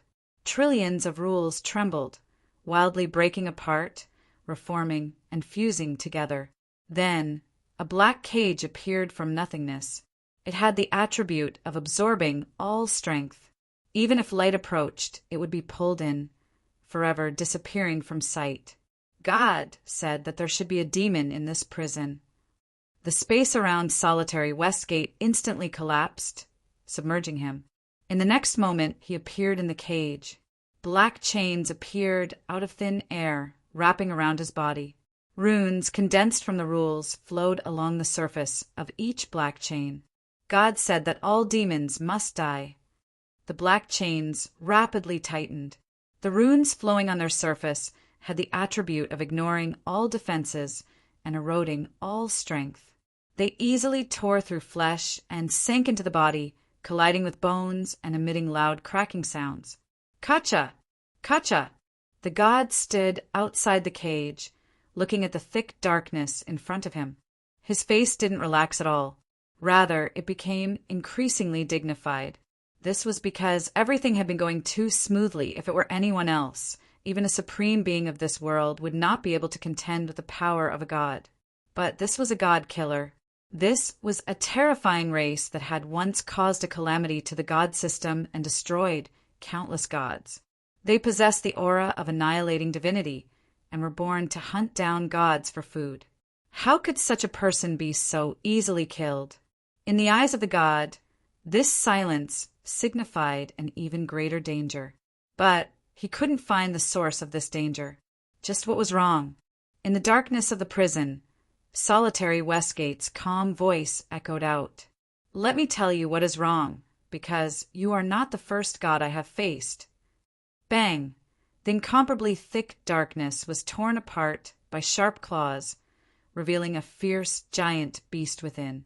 It stood beside solitary Westgate, its body like a Kirin bathed in thunder. Countless arcs of lightning emitted from its body, falling onto the cage and causing ripples to appear on its surface. The sharp claws fell down, and the black chains wrapped around solitary Westgate's body broke apart. The wounds on solitary Westgate's body regenerated at a speed visible to the naked eye. He walked in front of the cage and reached out a hand. He lightly said, "If you cannot suppress me, then you have no chance of killing me." Bang! The cage shattered. Hashtag, hashtag, hashtag, hashtag. Chapter 644.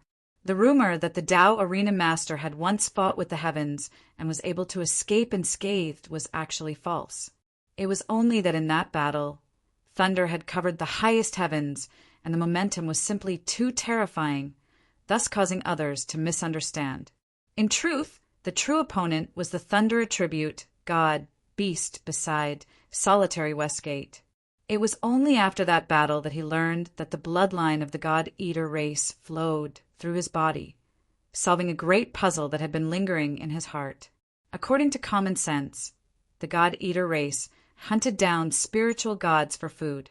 After this thunder attribute, god, beast fell into solitary Westgate's hands. There was no reason for it to continue living. But in order to continue the existence of his wife and son, he used unimaginable willpower to overcome the powerful instincts of the God-Eater bloodline and preserve the divine spark of this thunder attribute, god-beast. To a certain degree, this was the same as raising a god, thus leading to today's scene. The divine god that had just awakened from his long slumber paled. The world was just so unreasonable and tyrannical. With his strength, he could clearly kill everyone here today, but he was actually enslaved and turned into a prisoner. And what was even more terrifying was that he might be killed by a life form far weaker than he was. This was the greatest sorrow in the world. But as long as one was able to transform into a divine god, their will and mind were absolutely incomparably powerful. Even if there was a moment of fear and remorse, they would soon return to absolute calmness. As long as death didn't arrive, there was always a chance of a favorable turn. Even if the chances were slim and negligible, they still wouldn't give up. The thunder attribute, god-beast, was named the Thunder Kirin. It was simple, direct, and brutal. With a roar, lightning leapt out from the scales on its body. Countless phantoms of rules appeared and rapidly condensed into reality. The lightning fell upon them and rapidly spread out, forming a cage of shining lightning. A moment ago, the divine god had used the rules to imprison solitary Westgate, but now he was the one being imprisoned by the rules. This was how fast karma came. Moreover, the divine god situation was far more dangerous than solitary Westgate's. This was because what he faced wasn't just a Thunder Kirin filled with resentment, but also the God-Eater race that was glaring at him like a tiger watching its prey. Behind solitary Westgate, the third eye between the divine statue's eyebrows trembled as it opened. Lava-like black flames flowed out, endlessly gushing out like a broken dam. It surged towards the thunder cage, quickly submerging it and turning it into a giant black fireball. Ah! No one knew what was happening inside. The power of the black fireball had completely isolated the space from the outside world. However, the painful and mournful screams of the gods were enough to make one's heart tremble. Countless images appeared in one's mind.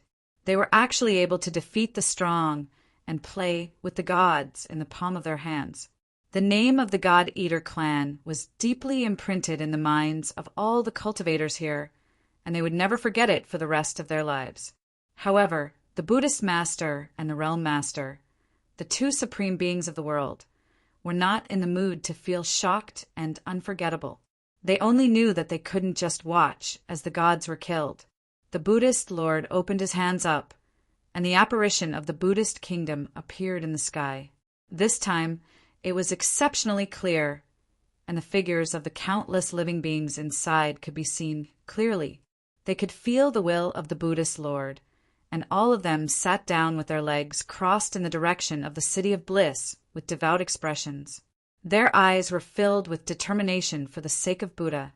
With the living beings of my Buddha as a sacrifice, I invite the Buddhas of the heavens to descend. The Buddhist lord's compassionate and cold voice sounded in the world of the Buddhist kingdom. The devout believers facing the city of bliss took out their short swords at the same time and stabbed them into their chests without any hesitation. The blades tore through flesh and blood until the hilts were gone.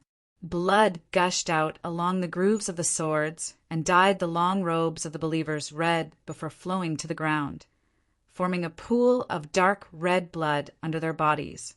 The devout believers didn't seem to feel the slightest pain. There was even a hint of excitement and joy on their faces. To be able to sacrifice everything for the Buddha was the best ending for them. The pool of blood bubbled as if it was boiling. Wisps of blood mist flew out from it and gathered together in the sky of the Buddhist kingdom, condensing into the shadows of Buddhas that supported the heavens and the earth. Each of their faces was filled with compassion and mercy. They lowered their heads to look at the believers who were bleeding on the ground and gradually dying. Their eyes were gentle like the sea, and they could contain everything, or rather, they could swallow everything. The flow of blood from the chest wounds suddenly accelerated, so violent that the short sword stabbed into their chests rushed out. The bodies of the believers withered at a speed visible to the naked eye, turning into dried corpses that lost all moisture in their bodies. The happy smiles that remained on their faces now seemed a bit more ferocious. After sucking enough blood, the phantoms of the Buddhas became increasingly corporeal. The compassion and mercy on their faces became even stronger. They all called out Buddhist names at the same time, and the sound waves opened up the world of the Buddhist kingdom, allowing them to directly descend from the phantoms and fill the skies of the immortal sect world. Qin Yu had a dignified expression. He didn't doubt the might of the great supernatural power that the Buddhist Lord had displayed by not hesitating to kill his believers. But even though he knew that the Buddhist Lord wanted to stop solitary Westgate, he didn't have any intention of doing anything. This was because there should be someone even more anxious than him right now. Bang! A wild aura soared into the heavens like a majestic mountain rising from the ground. The dark night, divine Lord's eyes turned pitch black, and his aura was like an abyss that could swallow all.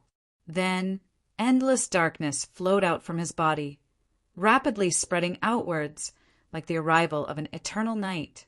Buddhist Lord, allow me to experience your great supernatural powers. If a divine being didn't die, how could he obtain a divine spark? He naturally wouldn't allow the Buddhist Lord to affect solitary Westgate. His thoughts stirred, and an endless black tide rose up in defiance of the heavens, swallowing up the phantoms of the Buddhas. Qin Yu looked at the Nether Domain Master, his expression light. Whatever methods Domain Master has, I will meet them with all my strength from today onwards. The immortal sect will have no gods.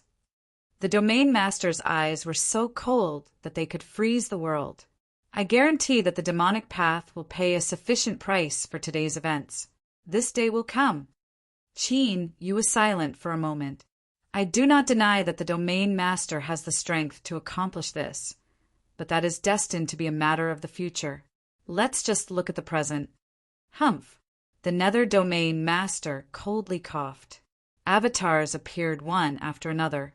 There were so many that they filled the entire field of vision, each one emitting the exact same aura. Countless Nether Domain Masters lifted their hands, and space wildly shattered. Before they even attacked, they already released an aura that could crush the world. The terrifying fluctuations of strength seemed as if they could destroy the world, causing endless fear to rise up from the depths of one's soul. Qin Yu frowned for a moment before composing himself. Out of the countless avatars, only one is the main body, but the aura is completely the same and it is impossible to distinguish them. If so, then all of these avatars can be considered the main body. I only need to suppress one of them to suppress all of them. He lifted a hand and pointed a finger upwards. The phantom of the Holy Emperor Palace rumbled, and the sound was like a rolling river. The sound was heaven-shaking, and an invisible strength came crashing down like a million towering mountains, brazenly suppressing one of the avatars. The Domain Master sneered. Holy Sovereign, do you really think you can suppress me like this? Just as his voice fell, his complexion changed. This was because all of his countless avatars simultaneously felt a terrifying pressure as heavy as Mount Tai. Impossible. How did you do this? Qin Yu lightly said, The immortal sect has always perfectly concealed the secrets of the spiritual gods. The demonic path naturally also has some small secrets. For instance, the Holy Emperor Palace has some very practical abilities that can be used to deal with the Realm Master's supernatural powers, taking 10,000 steps back. Even if the Holy Emperor Palace doesn't have such abilities, I will still do everything in my power to stop the Realm Master. He turned to look at Yama. The strength of the Blue Sky Yellow Springs is a bit too weak. Since the immortal sect has given you such a good opportunity today, you absolutely cannot miss it. Yama smiled and nodded. Of course. I really must thank everyone from the immortal sect today. The black, grinding stone above her head began to rapidly spin. She lifted a hand, and an immortal sect calamity transcender was instantly suppressed and pulled into the grinding stone. Of course, the great supernatural power of the 6 paths of samsara didn't succeed every time. If the captured calamity immortals were strong enough and they were able to resist the bombardment of the samsara grinding stone, then what awaited them would be banished to the 6 paths of beasts, ghosts, and hell, where they would be stripped of all their strength and vitality. It was still the same analogy from before. If they ran into someone else's ripe watermelon field and found that the watermelon they picked didn't taste good, could they still return it? Of course, that was impossible. Those who didn't follow their orders deserved to die. The Buddhist sovereign who was entangled in battle with the Dark Knight, Divine Throne, and the Realm Master who was being suppressed by the Holy Emperor Palace. These 2 supreme beings were so angry that their eyes nearly popped out of their sockets. Every time a calamity immortal was taken away, it was like the immortal sect had lost a muscle and bone. No matter how strong a giant was, they still wouldn't be able to withstand it. The Buddhist sovereign fiercely turned his head and looked into the distance of the immortal sect world. He angrily roared, "Shin Yuanin, in this situation, are you still not going to leave seclusion?" It wasn't a secret that the master of 9 Heaven Mirror Moon Palace had gone into seclusion to cultivate after suffering a backlash. If it weren't for the fact that the situation had reached an unsalvageable state, the Buddhist sovereign wouldn't have allowed Shen Yuanin to leave seclusion. This was because, although she had the reputation of being a supreme being, she didn't transcend. If she died, she wouldn't be able to condense an avatar. If something were to happen, it was highly likely that the immortal sect would lose this newly ascended giant. For 10,000 miles, there was a deathly silence. Besides the howling cold winds, there was no other sound between the heavens and earth. And in the center of this frozen world was 9 Heaven Mirror Moon Palace, the place where Shin Yuanin had gone into seclusion. The Buddhist sovereign's angry voice echoed in the skies above the palace, along with the cold winds. After a short period of silence, cracking sounds came from deep within the frozen world. As the ice shattered, the temperature of the world plummeted and massive amounts of white snow fell down, obscuring one's vision. Bang! With a deep explosion, the frozen world shattered and floated in the air. Shin Yuanin stepped out, her expression cold and without the least bit of expression. As she looked towards the area where everyone was fighting, her pupils shrank. Her voice was so cold that it seemed as if even the cold winds would freeze over. "It's you again." Her figure moved. Shin Yuanin floated forwards. Although she didn't seem fast, the space in front of her seemed to fold and overlap. With every step she took, she crossed an endless distance, bringing with her a world of wind and snow and an extremely cold aura with her. As the Buddhist sovereign spoke, Chinyu looked up in the direction of 9 Heaven Mirror Moon Palace. Suddenly, a cold wind rose up and the temperature rapidly plummeted. Ice appeared on the ground and spread in all directions. Frost quietly crept over his eyebrows and hair, continuing to spread outwards. A bone-chilling cold pierced into his body, but Chinyu didn't feel any pain at all. As he looked at the figure walking towards him in the wind and snow, his eyes filled with warmth. As this warmth fell into Shen Yuanin's eyes, it caused her expression to become even colder. The killing intent in her eyes nearly condensed into essence. She looked at Chinyu and icily said, Take back that disgusting look of yours." Qin Yu lightly said, "What I am looking at is not you." His tone was light and without any fluctuations, but his eyes shined like stars in the night sky. "You are not her, nor are you the master of this body." Xin Yuanin had an indifferent expression. She didn't deny this. "With your help, this body will soon belong to me." Qin Yu shook his head. "Please believe me. I will not give you a chance, not even the slightest." He didn't speak further. He looked towards Yama. Yama nodded and stepped forwards. "I ask Palace Master Xin Yuanin to instruct me." Bang! The earth suddenly shattered and a massive iceberg rose up from the ground. Its peak was as sharp as an arrow, howling into the heavens. Yama's eyes were calm beneath her dark gold mask. She lifted a hand and pressed downwards. The iceberg that shot into the heavens seemed to crash into an invisible barrier. With a loud rumbling sound, it shattered into countless pieces. Even though Yama had only obtained samsara, she was still able to temporarily contend with Shen Yuanin. And this period of time was more than enough for solitary Westgate to cripple the spiritual god within the Black Fireball. Even now, the people of the Immortal Sect still believed that the demonic path and Tao Arena had joined forces to kill the spiritual god and destroy the Immortal Sect's background. But they didn't know that their thinking was far too simple. Qin Yu never thought of killing the spiritual god. Rather, he wanted to take him for his own use and take away Xin Yuanin, causing the Immortal Sect to forever lose the master of Nine Heaven Mirror Moon Palace.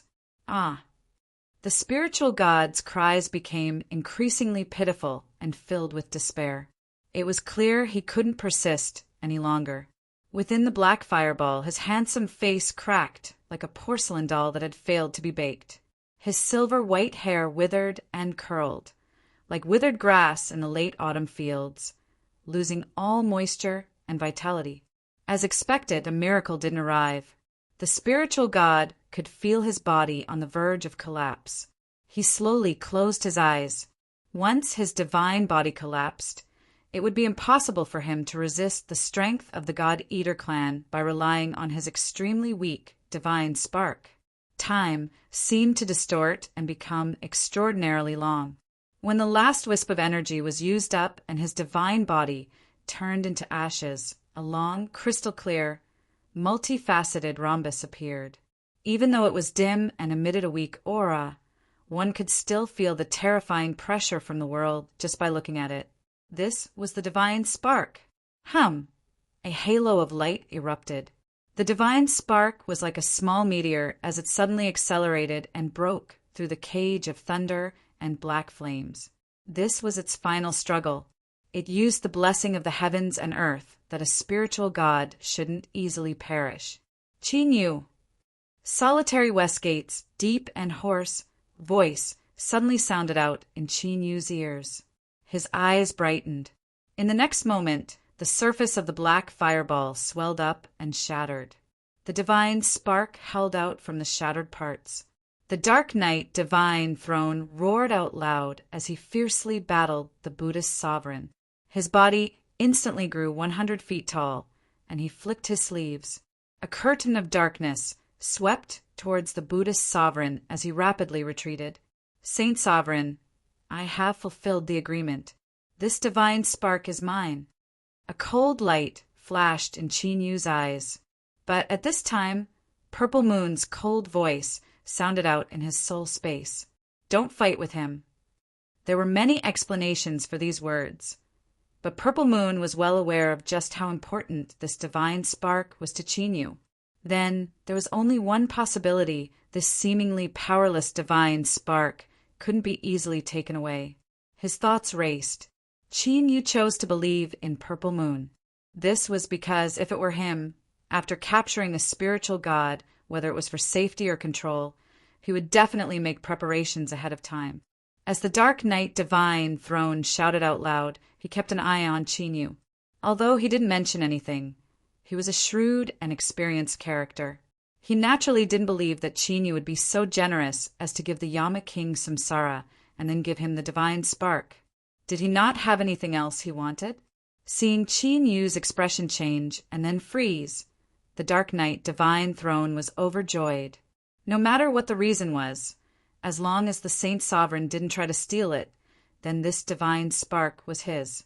He lifted a hand, and a thin layer of scales appeared between his fingers. His nails rapidly grew longer and sharper until they were like the claws of a beast.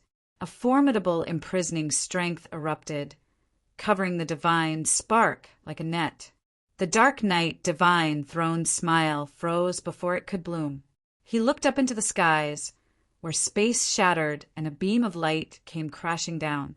This beam of light had the same aura as the one that the Buddhist sovereign had used to burn his avatar to kill Solitary Westgate. This was the backup plan that the immortal sect had left on the divine spark. Once any variant aura touched the divine spark, they would be met with a terrifying attack comparable to a great Tao realm cultivator. The beam of light was far too fast and had already locked onto the Dark Knight Divine Throne's aura. The Dark Knight Divine Throne roared out loud, but he didn't have time to dodge. He raised his hands, and the scales rapidly grew, turning into 2 beast claws. Dark strength broke out from his body, wrapping around him in layers and forming a massive black sphere.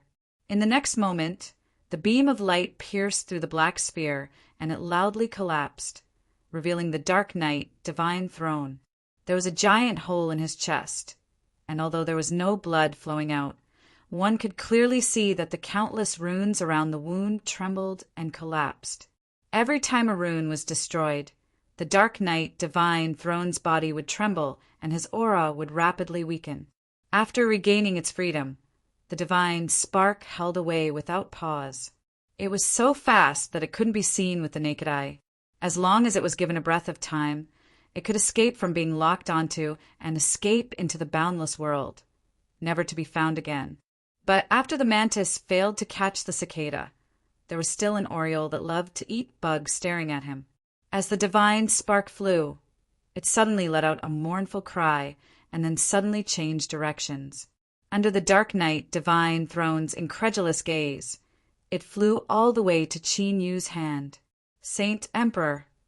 Just as he said this, Qin Yu did something, and the divine spark in his hand disappeared. He looked up with a calm expression. I kept my promise and didn't fight with you over it. But since this divine spark came to me of its own accord, I can only accept it. Even a ghost wouldn't believe his words. The Dark Knight Divine Throne's face instantly twisted.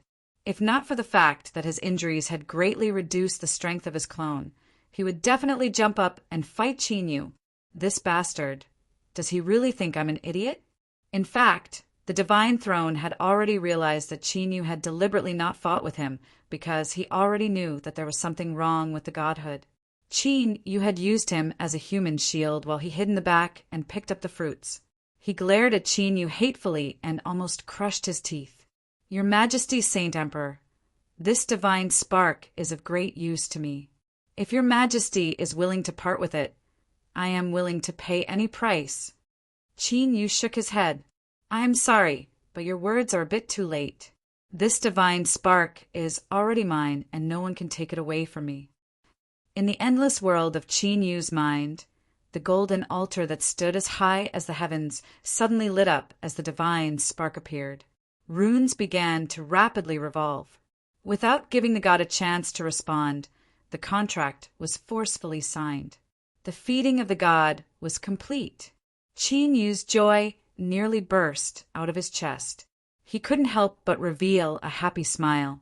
Although he knew that this smile wasn't kind and would definitely deal a fatal blow to the Dark Knight Divine Throne, he still couldn't help it. Ignoring the Dark Knight Divine Throne's pale complexion, Qin Yu suddenly turned to look at Shen Yuanin, who was fiercely fighting with Yama. Shen Yuanin's body stiffened, and she had made a mistake, allowing Yama to take this chance to send her flying away. Qin Yu's figure flashed, and he appeared in front of Yama, preventing her from chasing after him.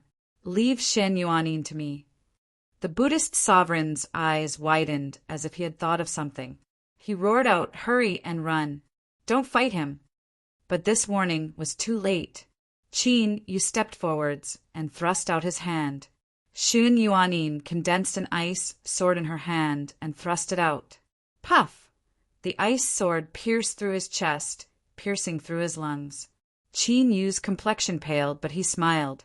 "I've caught you." Across from him, Xun Yuanin's complexion changed. In the next moment, an endless and boundless aura flowed out from Qin Yu's palm and crashed into her body like a broken dam. This was the aura of a spiritual god. Although it was weak, it still represented an irresistible level. It instantly suppressed the consciousness controlling Xun Yuanin's body, causing her to violently struggle before fainting. Qin Yu reached out and held Xun Yuanin in his arms. He looked down at the strange yet familiar face. Although he had a great deal of confidence in himself, he was still so nervous that his palms began to sweat. Now was the time for him to receive the final judgment. Was she Ningling? Her long eyelashes gently trembled. Then her eyes slowly opened. The moment she saw Qin Yu, her dazed eyes brightened. Intimacy and joy gushed out before instantly disappearing, replaced by panic and unease. "It's her! It's her!" The moment their eyes met couldn't be faked. That familiar and intimate gaze that had appeared in his mind countless times could only belong to Ningling. At this moment, Qin Yu wished he could throw his head back and cry out to the heavens to vent his ecstasy. He tightly held onto Xun Yuanin, feeling her struggle and resistance. He loudly said, "Ningling, I know it's you. Don't be afraid of the backlash of the sublime lost emotion code. I have already helped you suppress it. From now on, no one will be able to stop us. We can be together forever, never to be separated again." The stunned Xun Yuanin sensed the situation within her body. At this time her mind was in turmoil, but the strength of the sublime lost emotion code remained still. Without any signs of backlash, her body shivered and her eyes rapidly turned red. "Qin Yu!" Xun Yuanin's arms tightly wrapped around his solid back. She pressed her body against his warm chest, as if she wanted to melt into his body. "I'm sorry, I'm really sorry. I didn't mean to hurt you. I didn't want to recognize you. I'm really sorry, I can't." Qin Yu lowered his head and kissed her, blocking the rest of her words in his mouth. He tasted the bitter taste of her tears, and now it was also a sweet taste that reached the depths of his heart. The entire immortal sect world was deathly silent. No one expected that such a scene would occur in front of them. The demonic path's holy sovereign and the immortal sect's palace master embracing and kissing each other. This was something that subverted all of their imaginations. If they didn't see it with their own eyes, no one would have believed it. The Buddhist sovereign and domain master had distressed expressions. It wasn't until the last moment that they realized Qin Yu's true goal. He had slaughtered his way into the immortal sect to force out the spiritual god, and with solitary Westgate's help, everything he had done had been for Xun Yuanin. Now he had succeeded. But to the immortal sect, this meant a devastating blow. ###. Chapter 645.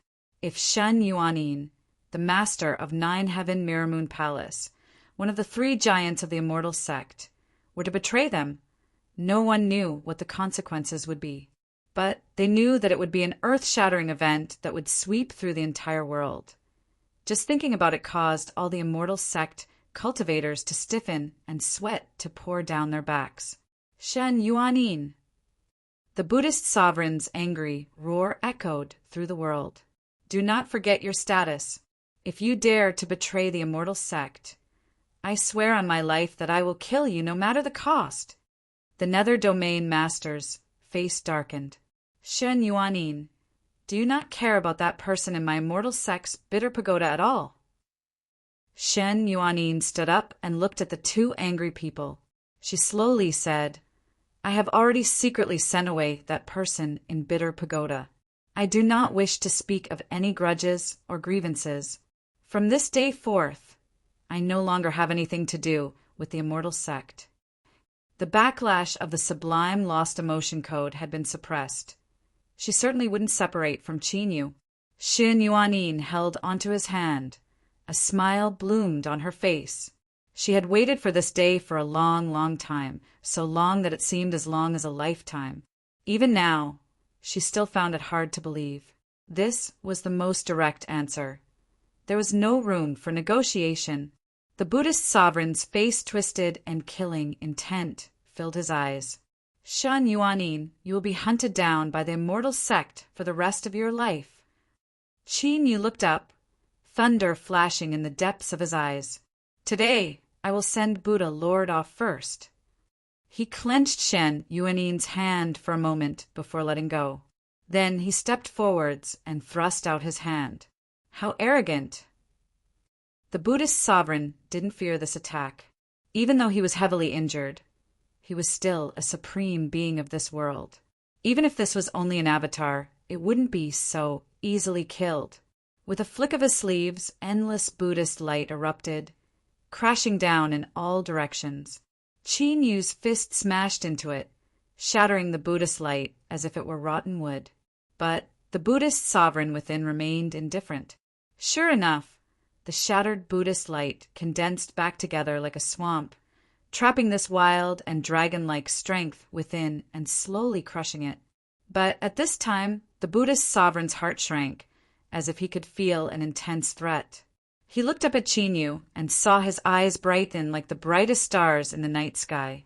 Then, a terrifying feeling covered his mind. Before the Buddhist sovereign could respond, he stuffily coughed and his face paled. It was like an invisible arrow had pierced through him, and he froze in place from the pain. The fist power trapped in the Buddhist light suddenly exploded. This self-destructive method created a powerful tearing strength that tore apart the surrounding Buddhist light. At the same time, Qin's sovereign roared, "Westgate!" The Nether Domain Master's complexion changed. But before he could do anything, Yama's figure appeared in front of him. Yama lifted a hand and pressed down.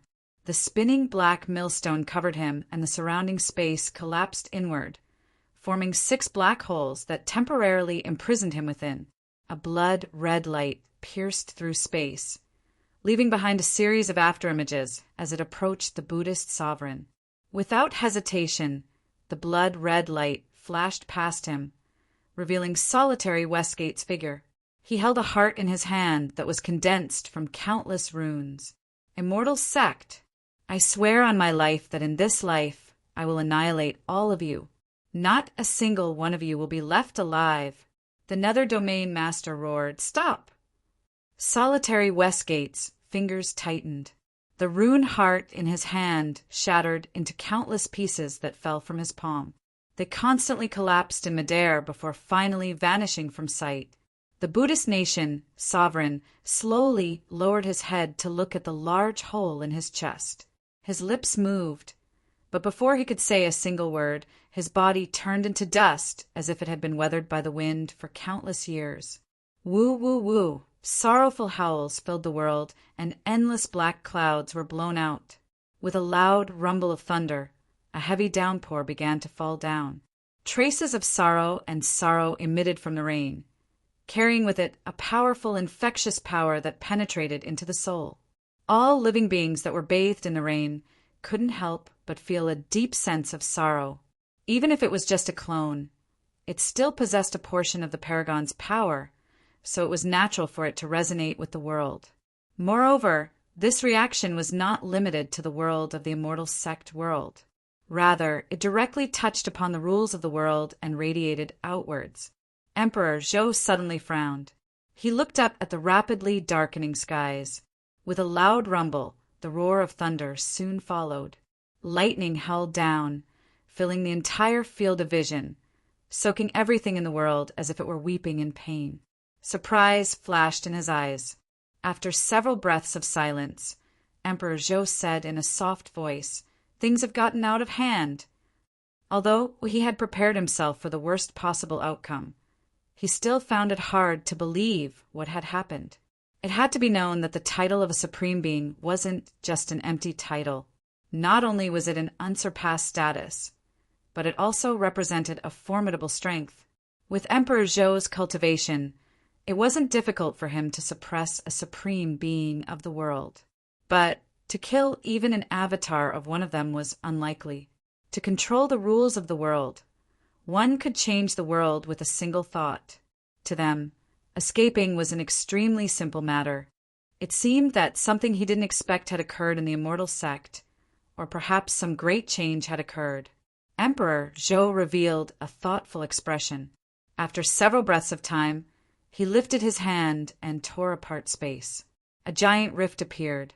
But at this time, Emperor Zhou's eyes flashed, and he didn't step into it.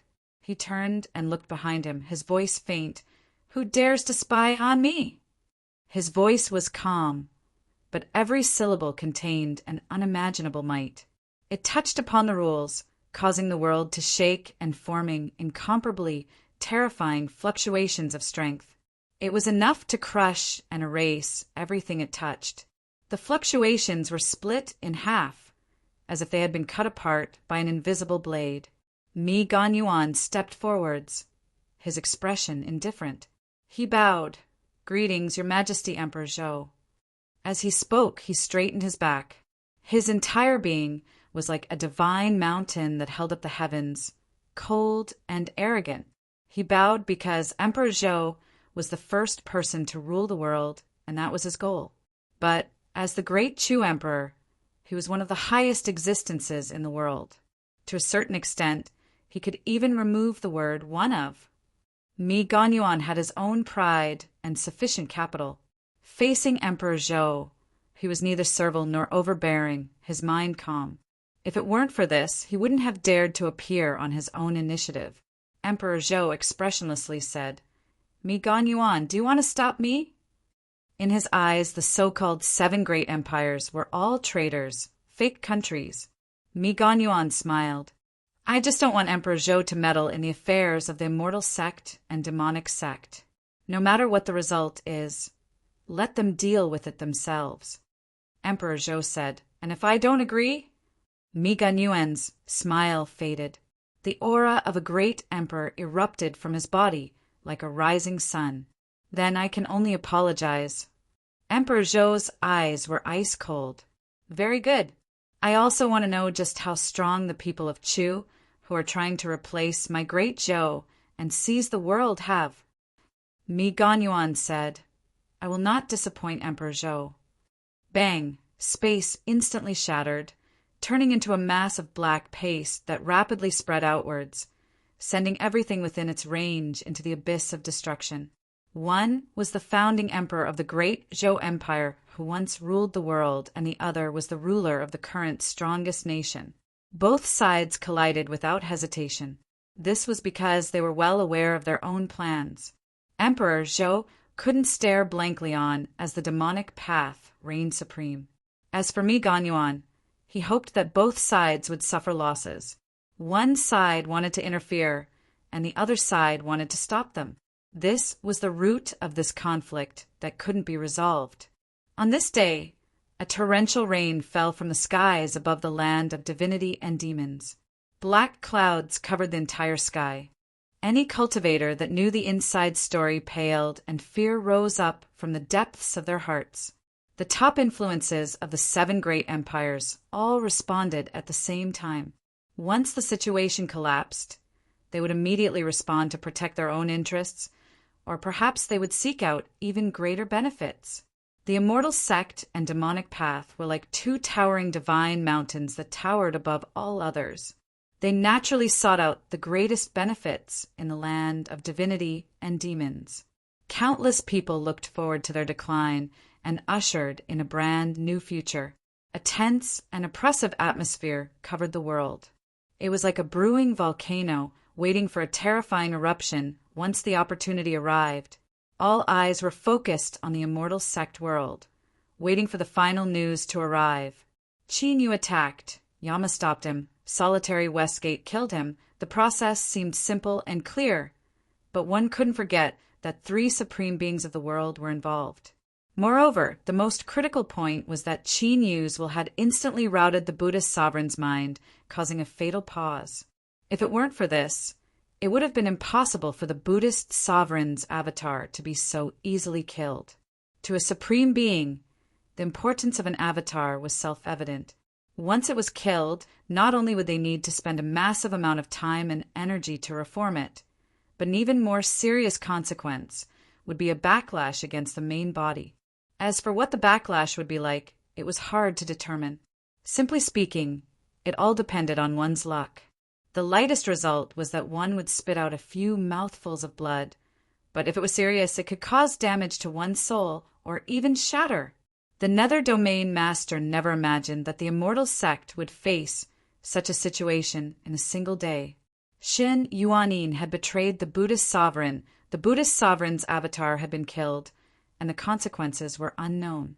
His heart shook and sorrow filled the air, but this soon turned into an irrepressible anger. His eyes swept over the figures of the Tao Arena Master, Qin Yu, Yama, the Divine Throne, and the others. He suddenly emitted a bestial howl. Then his entire body shattered, turning into countless rule fragments that smashed into the earth of the immortal sect. Qin Yu's heart fiercely shrank. A strong sense of danger rose up in his heart. In the next moment, deep rumbling roars came from deep within the immortal sect. The earth cracked open, forming terrifying cracks that stretched on endlessly. These cracks shattered mountains, swallowed cities, severed rivers, and caused all life to howl in anguish. These cracks connected together. If someone were to stand high above the highest heavens, they would discover that they formed a strange image that covered the entire world of the immortal sect. Today, the immortal sect will not hesitate to pay any price. I will bury all of you in the Nine Nether, where you will never be able to transcend. The Nether Domain Master's voice echoed between the heavens and earth, filled with endless cruelty and madness. To destroy one's own avatar required a great deal of courage. This also represented how much resentment he had in his heart. When had the dignified immortal sect ever been reduced to such a miserable state? He would make these people pay the price. Within his soul space, Purple Moon's voice echoed out. Qin Yu, leave this place immediately. There was a trace of disbelief in her voice. Qin Yu took a deep breath and looked at solitary Westgate. We should leave. Remember, the most important thing for you right now is not to take revenge, but to resurrect them. A blood-red light surged in solitary Westgate's eyes. He roared out loud and punched the ground. The ground instantly collapsed, forming a terrifying bottomless pit. Immortal sect, today is only a bit of interest. The hatred between us will never fade. Qin Yu shouted out loud, let's go! Chapter 646. Kong Yixing stood in the gray flames and watched as the city was torn apart by the cracks in the earth and countless immortal sect cultivators screamed as they were pulled in. Kong Yixing reared his head back and laughed. At the same time, he struck out at the few immortal sect cultivators that were able to break free. As he listened to their cries of despair and looked at their hateful eyes, he felt a warmth surge in his chest, incomparably comfortable. He really wanted to continue watching. He wanted to personally see the immortal sect fall into the abyss of destruction. But unfortunately, he didn't have the time. As if he had reached a natural point of emptiness, Kong Yixing's eyes turned sour. Unfortunately, before his tears could fall, they were burned into nothing by the gray flames. Kong Yixing, a life of emptiness, it seems reincarnation is also a skill. My surname isn't good, and my name isn't good, so everything in my life is empty, and I can't leave a single trace of myself in this world. But that's fine. I'll let this filthy world completely forget me, as if I never came here. Closing his eyes, Kong Yixing stood in the gray flames. Then his body twisted like smoke and he vanished from sight. He should have died long ago, but the only reason he had lingered on with his last breath was to take revenge on the immortal sect. Today he had killed those that shouldn't have been killed, and he had killed many, many of them. If she knew in the underworld, she should be satisfied. From the moment he stepped into the immortal sect, Kong Yixing never thought of leaving here alive. A woman's shrill screams echoed out from the black fog. I am not that crazy, Kong Yixing. I haven't lived enough. She held into the heavens. As she did so, she didn't forget to capture several immortal sect cultivators that were flying towards her. Then there were pained cries, and several corpses fell to the ground like stones. After doing such a thing today, this demonic woman never thought she would be able to continue living in peace. But this was her only chance to take revenge on the immortal sect. If she missed it, there wouldn't be a second chance. Moreover, she had already done it. So was there any use in regretting it? Immortal sect brats, you definitely know who I am. I will be waiting for you to come find me. The old man holding the clay jar heard the woman's wild laughter from afar, and his body suddenly trembled. He muttered, "What a crazy woman. I'll stay far away from her in the future. I can't be dragged down by her." As he spoke, he looked around worriedly. Those ancestors of the heaven-crippling, earth-shattering sect should have returned by now. If they still didn't escape, were they going to wait for their master to return and fry them alive? Just as he was worrying about the rumbling sounds that came from all directions, the black centipede, the dark green toad, the mermaid snake, the scorpion, the ant, and the butterfly scurried over with billowing dust and smoke. He could hear their roars from afar. "Old Man Wu, open the door!" "You old thing, hurry up. We don't want to die. Hurry, I'm scared. I want to go home." The old man hurriedly opened the jar and saw the group of strange things giving each other punches and kicks as they scrambled into the jar. Then they frantically urged, "Go, go, go!" I know.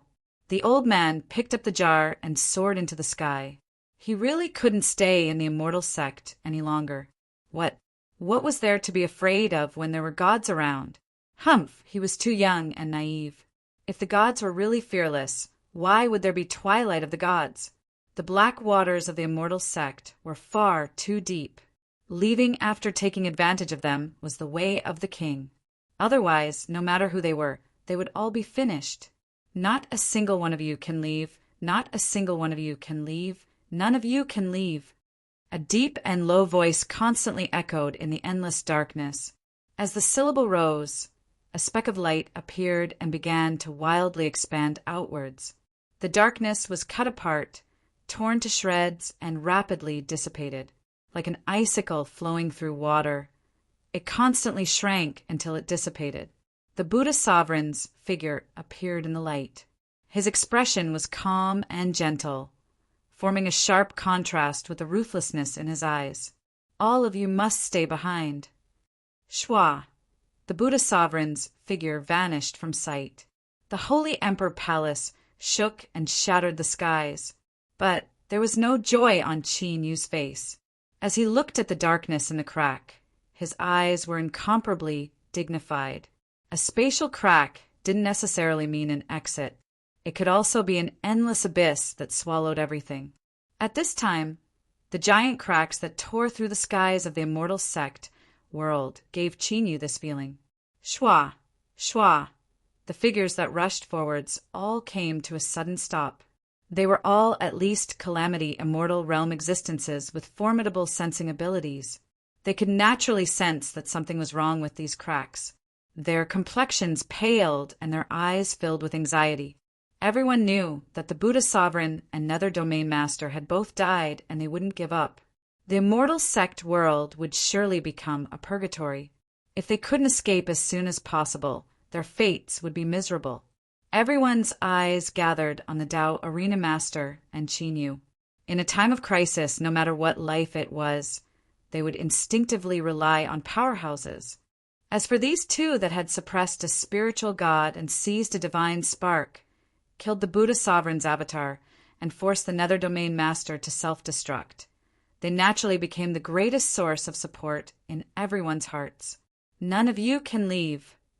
A thunderous roar sounded out, echoing through the skies.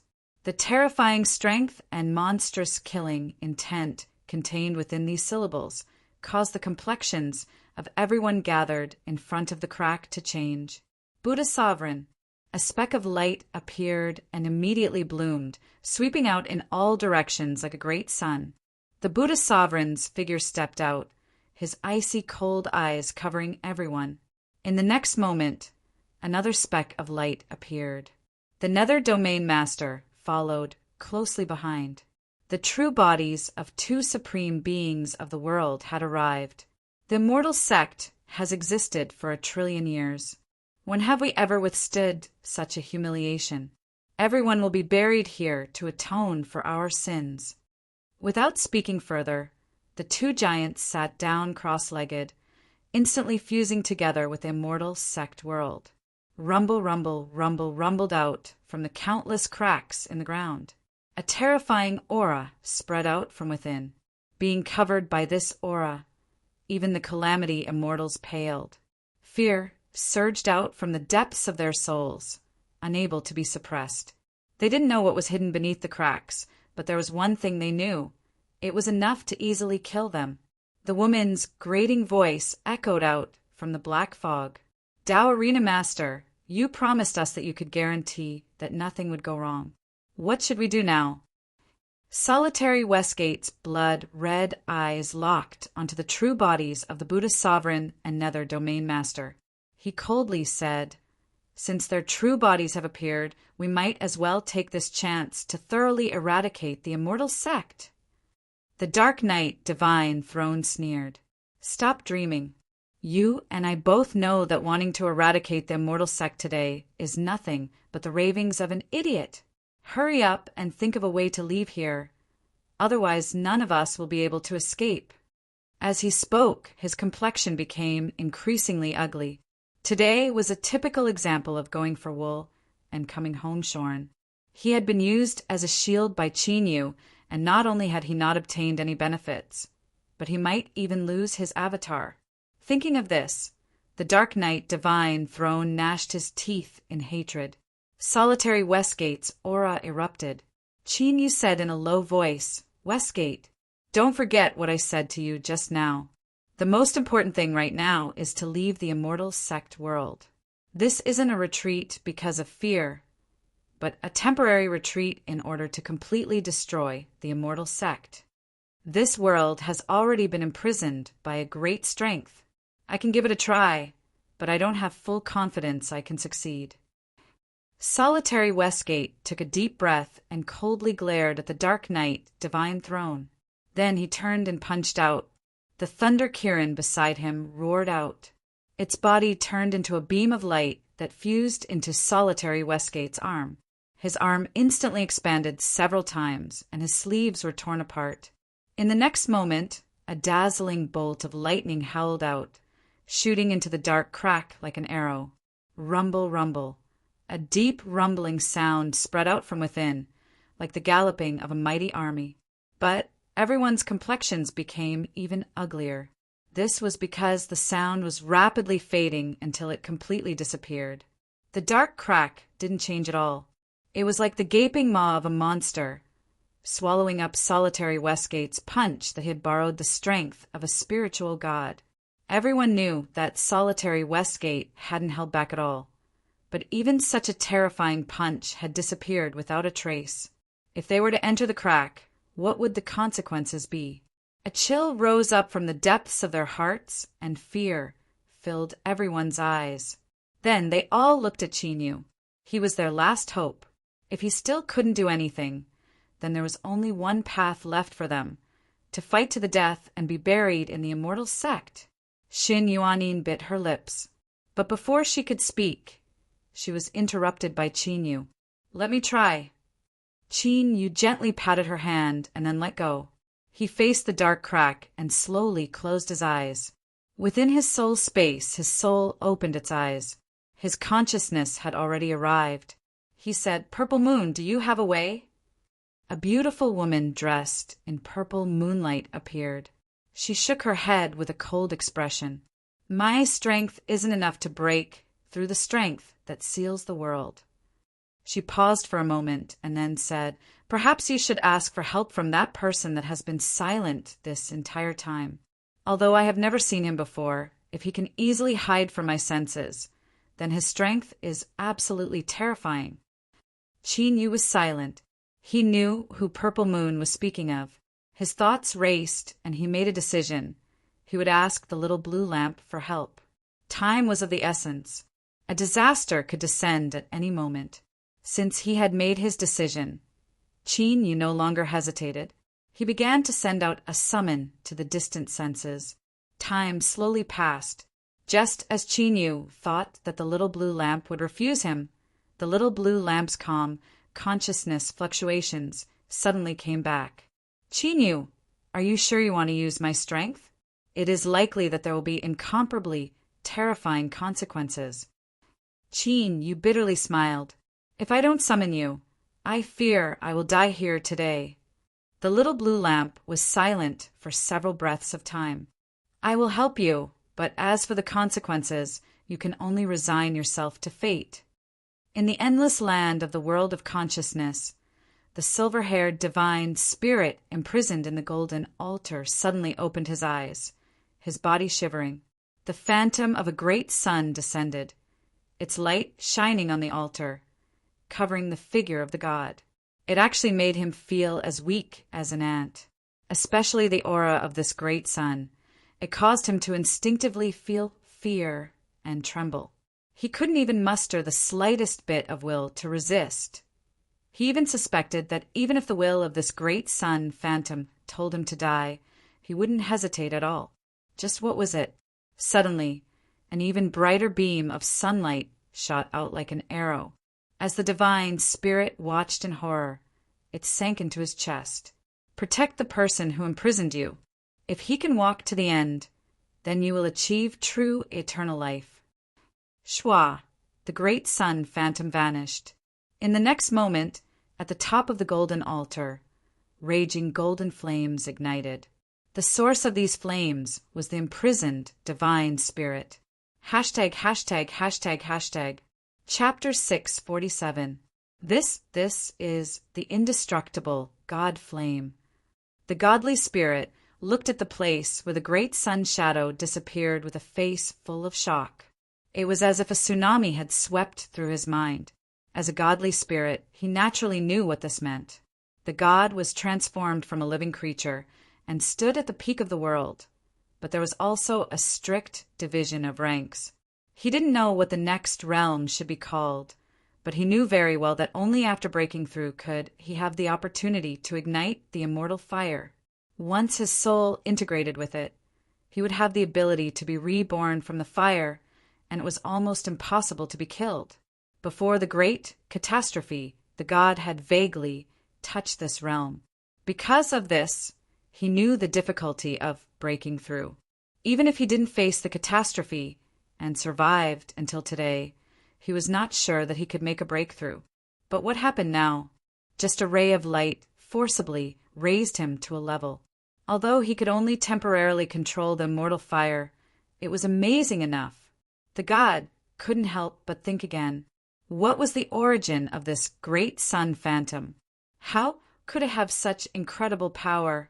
There was no answer to this, but it didn't prevent the god from concluding that there must be an extremely close relationship between the great sun phantom and Chinyu. In a split second, the god had made a decision in his heart. This might be his greatest opportunity. If he could grasp it, the future would be unimaginable. At the top of the god imprisoning altar, in the golden immortal fire, the god knelt on one knee and lowered his proud head. I, silver frost, a frozen sky, a frozen god, am willing to surrender to your excellency and be loyal to your excellency for the rest of my life. True name. When all the gods in the world condense their godhood, they would automatically generate a unique title. This title was also called a true name. Only the god himself knew it, because once he mastered the true name, he would be qualified to sign the contract and summon the god. Knowing the true name of a god was equivalent to mastering his life. Only the gods with a very high rank in the god system were qualified to obtain the allegiance of other low-rank gods. Today, Chinyu, as a mortal, obtained the allegiance of a true god. This kind of thing was very rare in the universe. The moment the true name entered his ears, it turned into a mark and merged into his soul. Chinyu immediately understood what it meant. He took a deep breath and suppressed the joy in his heart and said in a deep voice, "Break the imprisonment immediately." The deity on the god imprisoning altar stood up, his tone extremely respectful. "As you wish." In front of the crack, Qin Yu's eyes were closed, and he didn't release the least bit of his aura. Rather than saying that he was thinking of a solution, it was better to say that he had already given up on resisting. Everyone's heart sank and their complexions turned ugly. Were they really going to die in the immortal sect today? The Dark Knight, divine Seat, gritted his teeth. It was fine if he couldn't get any benefits, but if he lost this avatar as well, then he would really suffer a great loss. But right now, the ones who were more nervous were Qin Yu and the Darkness divine Seat. The two of them had come with their true bodies. If they died, that would be the end of their lives. Beneath the Yama mask, her eyes were dim. Right now, she was not worried about her avatar, but rather the samsara that she had just taken back. After today's events, the immortal sect would surely know how important this treasure was to the blue sky underworld lineage. The chances of her taking it back were slim. Solitary Westgate's blood-red eyes became increasingly red. A terrifying aura erupted from his body. Since he couldn't escape, then he would fight with everything he had. Even if the immortal sect was unfathomably deep and had some great and terrifying methods. So what? Wanting to kill him wasn't simple at all. It was unknown just who would live and who would die today.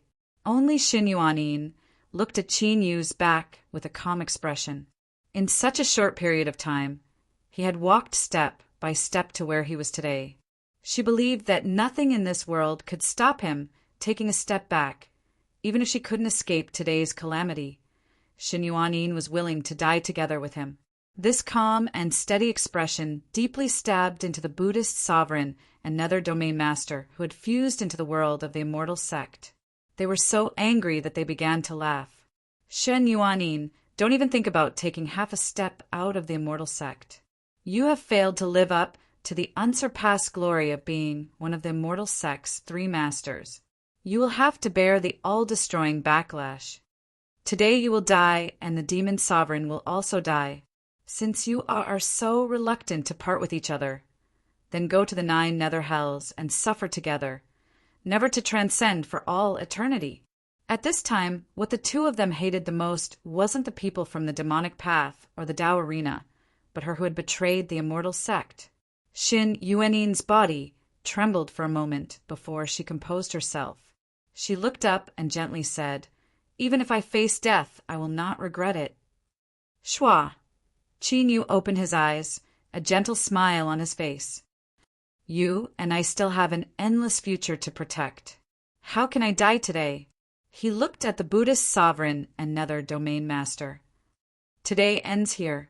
No matter what methods you two have in the future, I will take them on. With a punch, a towering figure appeared between the heavens and earth. A powerful aura swept through the world. Standing behind solitary Westgate, the Thunder Kirin's eyes widened as if he had seen something unbelievable. As Qin Yu attacked, this figure also punched out a fist. A wild strength rushed out like a flood dragon, howling into the pitch-black space crack. There was a loud cracking sound, like a plate breaking apart, clearly entering everyone's ears. Impossible! The Buddhist sovereign roared. But soon after, he spat out a mouthful of blood and his face paled. When his avatar was destroyed, he had already suffered a backlash. It was only because of his terrifying cultivation that he had forcefully suppressed it, that he hadn't revealed it. Now that the strength that imprisoned the immortal sect's world had been broken, even though it was only a small crack, it was enough to trigger a second backlash, completely detonating his injuries. The nether domain master was in an even more miserable state. The point between his eyebrows suddenly split open, revealing pale white bone. It was like he had been struck by a saber, and his face was instantly dyed red with blood. And this was only a superficial injury. What was even more terrifying was his soul. It was the same as his mortal body. The point between his eyebrows had been cut open, and his foundation had been shaken to a supreme being of this world. This was an extremely heavy injury. Qin Yu reached out a hand and grabbed Xin Yuanin. He shouted out, "Let's go!" Shua, he was the first to fly into the crack. Solitary Westgate, the Dark Knight, Divine Throne, Yama, and the others followed close behind. All they saw was pitch black, like a thick black fog that couldn't be dissolved. Looking at it made one's entire body turn cold. Luckily, a crack had been cut open in this fog, allowing everyone to pass through. Looking at Qin Yu's back, besides the dark night, divine throne, everyone else had a trace of gratitude in their eyes. Just as he was on the verge of death, he had reversed the situation in a moment of despair. The ups and downs caused their minds to become increasingly agitated. Those whose cultivation reached the tribulation immortal level had an incomparably strong heart. If it weren't for this, it would have been impossible for them to be touched. Within the immortal sect world, the Buddhist sovereign and nether domain master reared their heads back and roared, their voices filled with anger and unwillingness. They had lost their avatars, and their true bodies had arrived here without any hesitation. Just as they were about to suffer a calamity, they had actually managed to escape. How could they accept this result? Don't even think about leaving. The Buddhist sovereign stood up. He lifted a hand and grasped downwards. The phantom of a great net flew up from the shattered earth, howling as it submerged into his palm. If one looked carefully, they would discover that every line of this so-called great net just happened to correspond to a crack in the earth. Now that they had escaped from the immortal sect world, it was impossible to kill everyone here, but they had to at least leave behind the main culprit to dispel the hatred in their hearts. For instance, the demonic path's holy sovereign, with his true body's cultivation to control the power of world-breaking. This wasn't difficult at all. Of course, another reason they had to kill Qin Yu was that he could control a divine spark and erupt with a strength that could shatter the imprisonment of the immortal realm. No matter what the reason was, this was far too terrifying. The Buddhist sovereign stepped into the space crack. Mi Ganyuan's every move caused the world to rumble. Every strike erupted with a strength that could topple mountains and overturn seas. Across from him, Emperor Zhou had a calm expression. He leisurely walked between the waves, breaking apart and dissolving the strength that came crashing down on him. The battle of two great emperors caused mountains and rivers to shatter and the sun and moon to lose light. But to them, this was only a warm-up. It was far from reaching the level of a fierce battle. Both sides seemed to have reached some sort of agreement to limit their strength to a certain range. Two supreme avatars of the world's avatars had perished one after another, causing the great emperors to feel a sense of dread in their hearts. They all changed their minds and decided to wait here. But at this time, after both sides collided, they both stopped. They turned to look into the distant skies. There, space was shattered from within, and many figures flew out. In the next moment, Mi Ganyuan and Emperor Zhou's pupils shrank. The two of them had intentionally weakened the spatial barriers here. Once the strength of the outside world broke through, it would erupt from here. It was normal for Qin Yu to step into the world from here. The key lay in the aura that spread out from the shattered space. This vast and boundless aura made even their strength feel as small as a grain of sand. It was terrifying to an unimaginable degree. Just what had happened in the immortal sect world. Just who was controlling this strength. Before the two of them could think any further, another figure appeared from the shattered space. The Buddhist sovereign had a cold and callous expression. His aura was as vast as the sea. He lifted his hand, and the phantom of a great net appeared behind him. The world violently shook, making one feel awe and fear. He made the heavens and earth fear him. With their hearts pounding, everyone's eyes focused on the Buddhist sovereign. Suddenly, there was a loud explosion in the skies, and billowing black clouds gushed out from nothingness, weaving together into a great curtain that covered the horizon. Then, the center of this black curtain suddenly shattered, revealing a long and narrow opening. Then it opened wide like a strange eye. The eye was pale and had no pupils. There seemed to be some clouds that slowly swept over the earth. At this moment, the Buddhist sovereign who was about to kill the Emperor Chu and Emperor Zhou, who had decided to wait and see, as well as solitary Westgate, Qin Yu, Shen Yuanin, the Dark Knight Divine Throne, and Yama, who had just stepped into the world, froze. It was unknown what he was thinking, but the Buddhist sovereign's eyes widened. His raised hand froze in place, and the cold aura around him retreated like a tide. He didn't dare to move, as if he were afraid that the eye in the heavens would lock onto him. Time slowly passed. That's strange, I seemed to be searching for something. Without reason, Qin Yu's intuition told him that this was the consequence of using the little blue lamp's strength. He tried his best to maintain his composure and restrain his aura. The God-binding altar in the world of consciousness rapidly dimmed, completely isolating out the aura of divinity. Even so, the restlessness in his heart became increasingly thick, as if he could be seen through at any moment. Not too far away, a calamity immortal that Solitary Westgate had invited screamed for some unknown reason and turned to flee. He had clearly used a life-saving method, and his speed was like a bolt of lightning. But even a true bolt of lightning couldn't avoid the power of the world. A great hand appeared out of thin air and grabbed this person. His pitiful screams came to an abrupt end, and he vanished along with the eye in the black clouds. As if a mountain had been lifted from their chests, everyone let out a long breath of relief. They felt as if they had just taken a trip to the gates of hell and survived a calamity. It had to be known that those gathered here today could be called the most formidable group of people in the world. It could be imagined just what sort of pressure they faced. Within the pitch-black space crack, the Buddhist sovereign no longer cared about killing Qin Yu. He turned and left, his figure vanishing from sight. Emperor Zhou and Emperor Chu swept their eyes over Qin Yu and the others. Without saying a word, they left together. The two great emperors felt a lingering fear in their hearts. "Let's also leave," Solitary Westgate quietly said. Qin Yu glanced at him and nodded. The female cultivator in the black fog and the old man holding the jar said at the same time, "Everyone, the matters of the immortal sect have come to an end for now. We will bid our farewells first." In the current situation, it was far too dangerous to follow the group. It was safer to be alone. The Dark Knight Divine Throne's voice was ice cold. "I will go first." Schwa, his figure vanished. Yama nodded towards Qin Yu. "Saint Sovereign has helped my Yellow Springs lineage seize back a great treasure.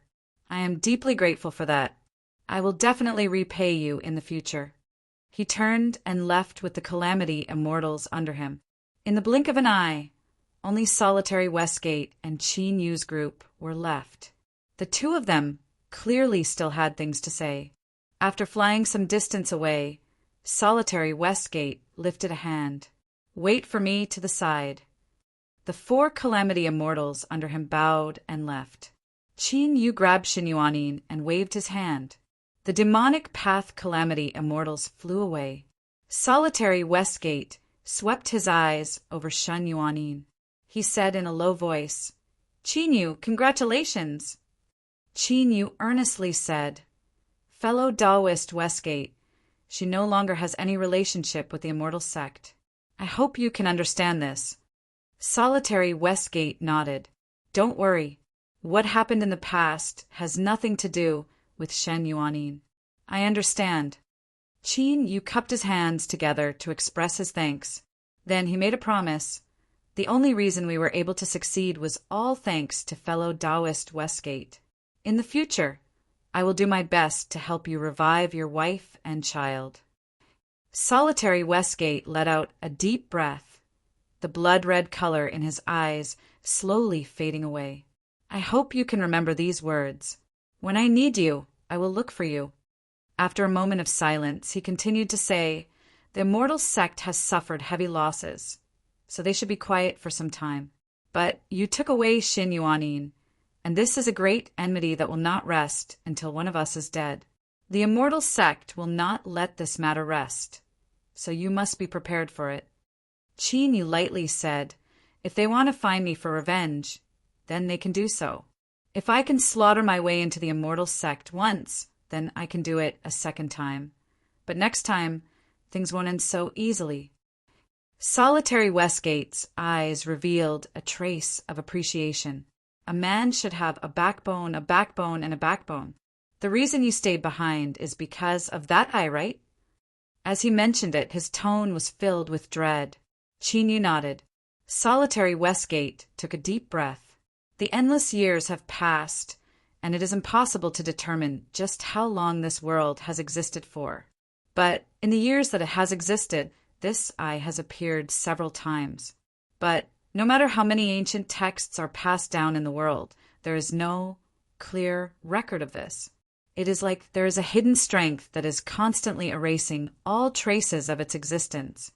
News of this eye has been passed down through word of mouth, and only a small number of people know of it. Moreover, to be exact, no one knows what it is.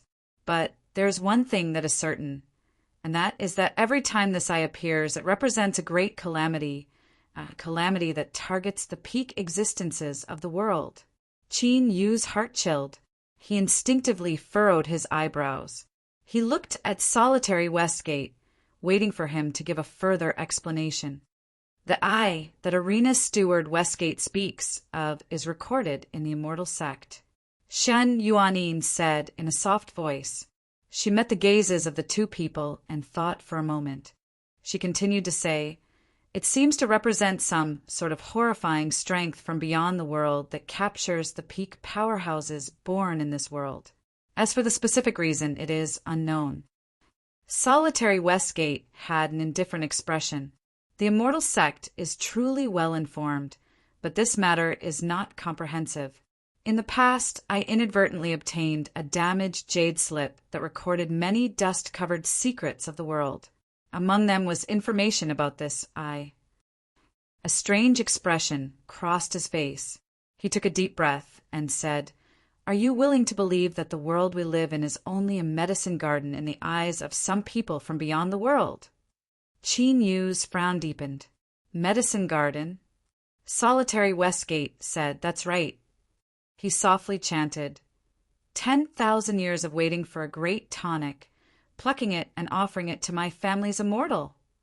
For some unknown reason, as Qin Yu heard these words, a chill gushed out from the depths of his heart, spreading up his spine and through his entire body. He felt as if he had fallen into an icy lake. Solitary Westgate lifted a hand and pointed to the world. Then he pointed to himself, Qin Yu, and Shen Yuanin. "This world is the medicine garden, and you and I are the tonic that hasn't grown up yet." His tone was firm and decisive. The thick smell of blood seeped out from his words, making it hard for one to breathe. The world fell deathly silent. Qin Yu suddenly thought back to what the guardian of the War Race's inheritance had said. There was a great Dao Realm 8-seal sequencer in the sealed stone world. Could he be a mature tonic? In order to prevent himself from being captured, he had been hiding in the sealed stone world, not daring to reveal himself? But if this was really the case, then what was the explanation for the spiritual god on the god imprisoning altar in his spiritual world? A great Dao realm was a mature standard, so there was no reason for them to let go of a spiritual god that was 10 times or 100 times stronger. Without waiting for Qin Yu to speak, Shen Yuanin raised this point. How do you explain the existence of spiritual gods? They truly exist. Not only do they exist in the ancient texts, but there are also many ruins left in this world from the era of spiritual gods. Solitary Westgate lightly said, "When I first obtained that jade slip, I was just as confused as you were. But afterwards, I looked through a massive amount of information and found that the time when this eye plucked the tonic was likely after the great calamity of the dusk of the gods. Of course, there is no conclusive evidence for this. The truth has already been buried in the endless river of time. Perhaps only after leaving this world will we be able to unravel this mystery." Medicine garden, tonic. Qin Yu let out a long breath. "I suddenly discovered that the stronger one's cultivation is, the harder it is to see through this world. Between the layers of fog, there is far too much cold cruelty hidden." Solitary Westgate shook his head. You are still far from this boundary. There is no need to worry too much, or perhaps both our guesses are wrong. He bitterly smiled. It was clear that even he didn't believe this. All right, let's part ways here. After today's events, the Tao Arena will be withdrawing all of its strength. You should hurry back and deal with the immortal sect's retaliation. Qin, you cupped his hands together. Farewell. Solitary Westgate turned and left, bringing his 4 calamity immortals with him. Shin, Yuanin gripped Qin Yu's hand. Don't worry too much. Qin Yu met her gaze and let out a long breath. I'm fine, as long as I'm with you. Who cares if it's a medicine garden or a tonic? If they don't provoke me, then so be it. Otherwise, I will tear a hole through the heavens, and you and I will go out to see just who is causing trouble. But from today onwards, you are no longer one of the immortal sect's 3 giants, because you are suppressing the backlash of the sublime lost emotion code. Your cultivation will be temporarily sealed. Do you feel uncomfortable? Shin Yuanin shook her head. When I'm with you, none of this is important. Qin Yu laughed. Come, let's go home. Hashtag. Chapter 648. Demonic Path Small World, Holy Emperor Palace. Lanterns were hung everywhere. The atmosphere of celebration soared to the heavens. The cultivators of the Holy Emperor Palace all had smiles on their faces. The reason was simple. His Majesty the Saint Sovereign was going to marry today, and both the Saint Empress and Saint Concubine were entering the palace at the same time. This could be called double happiness. The Saint Concubine becoming Yu Qi wasn't unexpected, but the Saint Empress was incomparably mysterious. They only heard that she was a heavenly beauty. It was no wonder she was able to capture the heart of His Majesty the Saint Sovereign. In the rear hall of the Holy Emperor Palace, Shin Yuanin was more beautiful than a flower. She leaned against Qin Yu's chest and whispered, I thought we would never have this day. Qin Yu hugged her. Many years ago I decided that I would marry you, and today I have finally done it, but in the end you have suffered some grievances. Shin Yuanin shook her head. Yu Qi and I have talked a great deal about the little things that happened between the 2 of you over the years. Without her, you wouldn't be who you are today. For us to be together, I must thank her. So, I am not wronged, and you do not need to feel guilty. Thank you. There is no need to say thank you to me, because after today, there will no longer be Shen Yuanin in this world. There will only be Ningling. There will only be your wife. The grand wedding was like a dream. Under the witness of guests from all over, it came to a perfect conclusion. Immortal sect. In a broken hall, the Buddhist sovereign and nether domain master sat across from each other. They both held a jade slip in their hands, recording the losses that the immortal sect had suffered in this great calamity. They had lost 13 calamity immortals. 270 cities had been destroyed. Countless ordinary cultivators and vassals had died. Pung! The jade slip in the Buddhist sovereign's hand shattered. His face was fierce and fierce. Wedding. They actually dared to hold a wedding. Good, this is really good. The nether domain master had no expression. What do we do next? The Buddhist sovereign's voice was ice cold. An eye for an eye, a tooth for a tooth. His tone became increasingly gloomy. Wedding? Then I will give them a great gift. He stood up and flicked his sleeves. The ground split open, revealing stone steps that led underground. It was unknown where it led. The Buddhist sovereign stepped onto the stone steps, and the nether domain master followed behind him. They walked through the cracks for a long time until they arrived at a hall hidden deep underground. A grayish-white sacrificial altar sat at the center of the hall. It looked like the ashes of plants that had been burnt, and it was deathly still without a trace of vitality. As an overlord of the immortal sect, we share both glory and responsibility. Shen Yuanin has betrayed the immortal sect, so she must suffer the punishment she deserves. Just because she escaped, does she really think she can sit back and relax in the future? Too naive. The Buddhist sovereign's icy voice echoed through the hall. He bowed and said, "In the name of the ruler of the Buddhist kingdom, I ask Immortal Source to kill the traitor Shen Yuanin." The Nether Domain Master bowed. "High Clarity Nether Domain Master, I ask the Immortal Origin to curse the traitor." The altar began to tremble. Faint traces of pale white energy were emitted from it, gathering into a scale above the altar. As the scale fell, a round bead appeared on one side. Shen Yuanin's figure appeared within it. "It needs life sacrifices?" The Nether Domain Master frowned. The Buddhist head stood up and said slowly, "It seems like it's time to act on what we have been preparing for so many years. We have just enough for the sacrifice." The Nether Domain Master frowned. "Now," the Buddhist sovereign said, "even if the losses are disastrous, as long as you and I are still here, the immortal sect's background will still exist. They won't dare to tear up the agreement. Moreover, the sinners in the north are even more anxious about this matter than you or I are.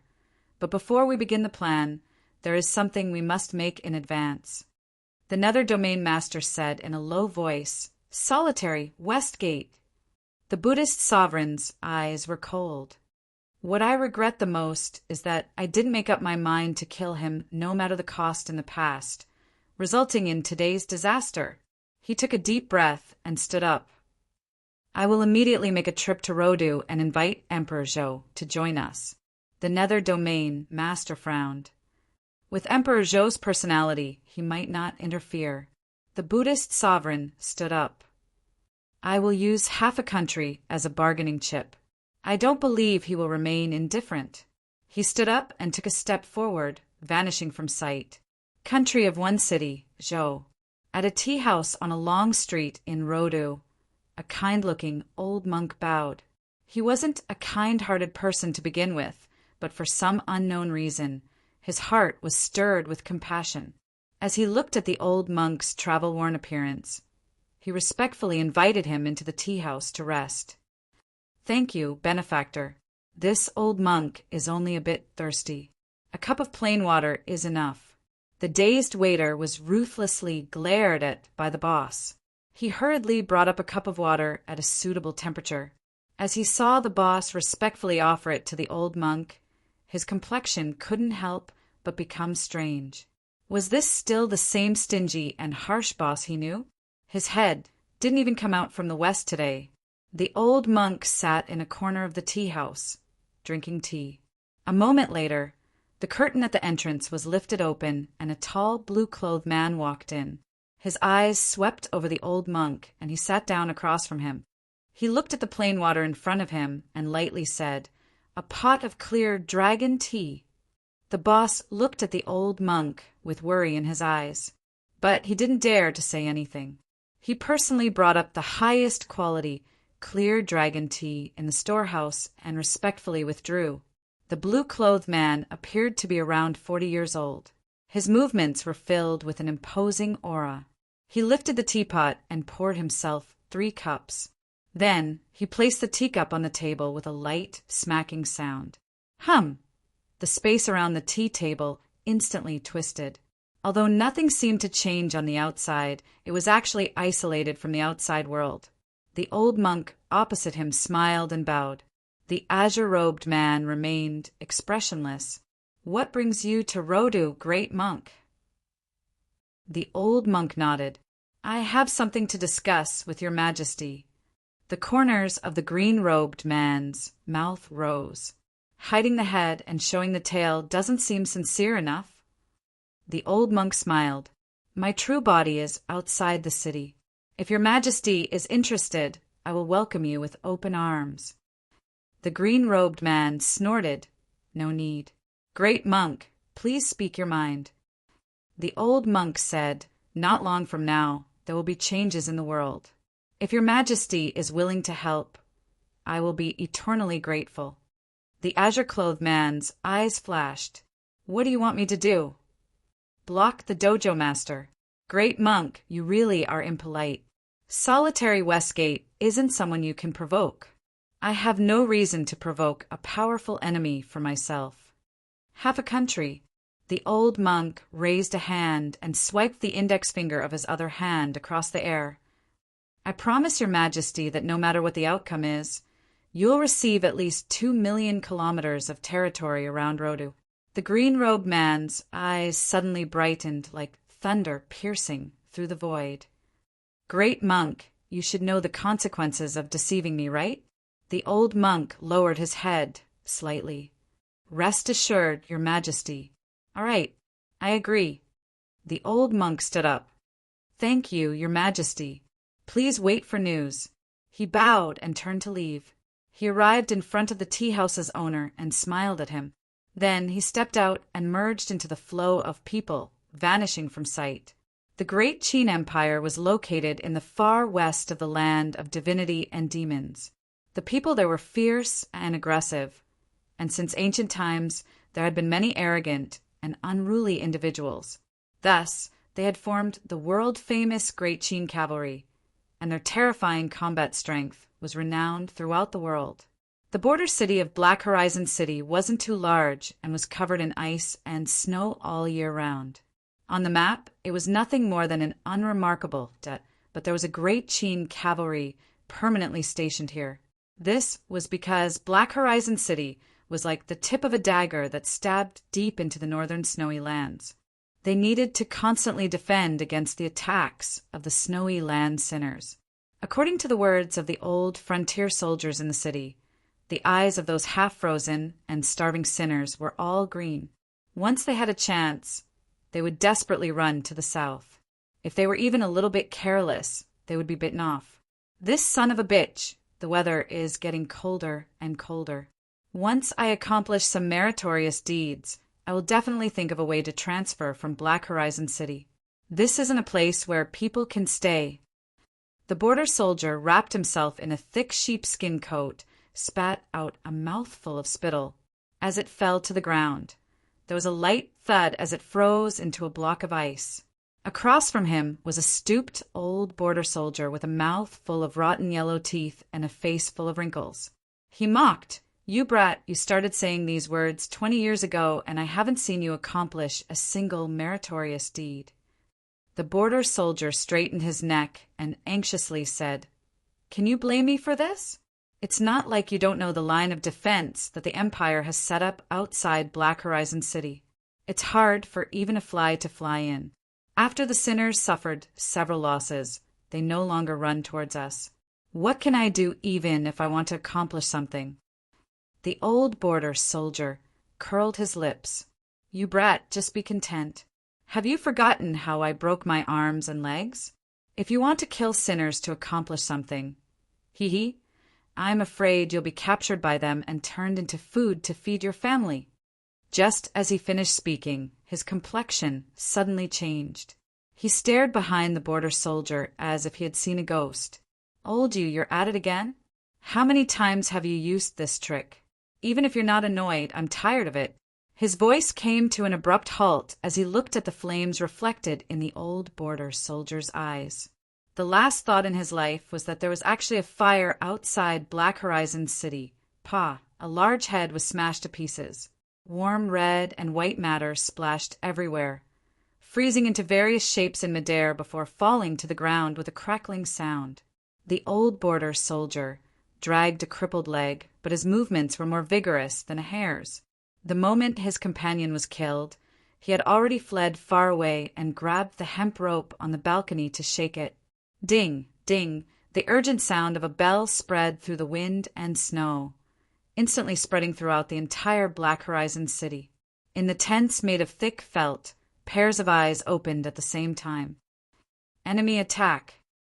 With a low shout, the sound of armor colliding resounded as a black flood rushed out. Although there weren't many people, they had the momentum to sweep through the world. They were the cavalry of the Great Qin Empire. The thick snow on the ground outside Black Horizon City quickly melted, revealing the frozen earth that hadn't seen the light of day for a long time. Now, a crack had appeared in the frozen earth, and orange flames were emitting from it. What was even more inconceivable was that strong sinners were continuously walking out of the flames. Their naked bodies were covered in scars, and their eyes were cold and fanatical. When they came together, their expressions became endless cruelty. The knight at the very front of the great Qin cavalry had a dignified expression under his helmet, but he didn't hesitate at all. He raised his spear and shouted, "Kill!" Bang! It was like two mountain torrents colliding together. An hour later, under the horrified eyes of the old border soldier, the last great Qin cavalry fell. His opponent was a tall and sturdy sinner. He picked up a long sword that had fallen to the ground and cut off the head of the cavalry to show his respect to a powerful enemy. He walked in front of the old border soldier and looked at his crippled hands and feet. The sinner grinned and said, "We're back." He just wanted to state a fact and didn't need an audience or witness. So the sinner raised his sword and cut the old border soldier's body in half. Chapter 649. Juyong Pass was located in the westernmost part of the Great Qin Empire. The bustling military area was now covered in blood. Orange flames soared into the sky, burning the sky red. Sinners. It's the sinners of the northern snowy region. Light the beacon and ask for help. Charge with me. Never retreat a single step. The counterattack of the great Qin border army was like a wave hitting a boulder, shattering into countless pieces. But the empire's pride and mission made them not retreat and continued to stop the sinners. Unfortunately, they were destined not to be rescued. They all fell in a pool of blood. Their eyes that could not close, even in death, reflected the cold eyes of the sinners of the northern border. Jade Gate. The sun was setting in the west. The setting sun was like blood shining on the desolate land. The people fleeing in fear formed a long line. They looked up at the surroundings, their eyes full of despair. One after another, burly figures walked over, stepping on the remnant sunlight. The blood-red light shone on them, making them look like demons choosing their prey. Their gazes locked onto the fleeing Qin people. Not even the women, children, old, and young could cause their eyes to waver. "Commander?" One of the sinners hesitated. The commander was a dark-skinned man. He wore a tattered leather coat and stood on the ground with bare feet. His eyes were full of oppression.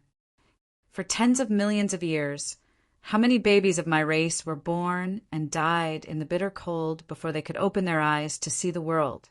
How many elders and women walked into the snowy region to save food? Did anyone have any pity for them? The sinner looked ashamed. "I understand, Commander."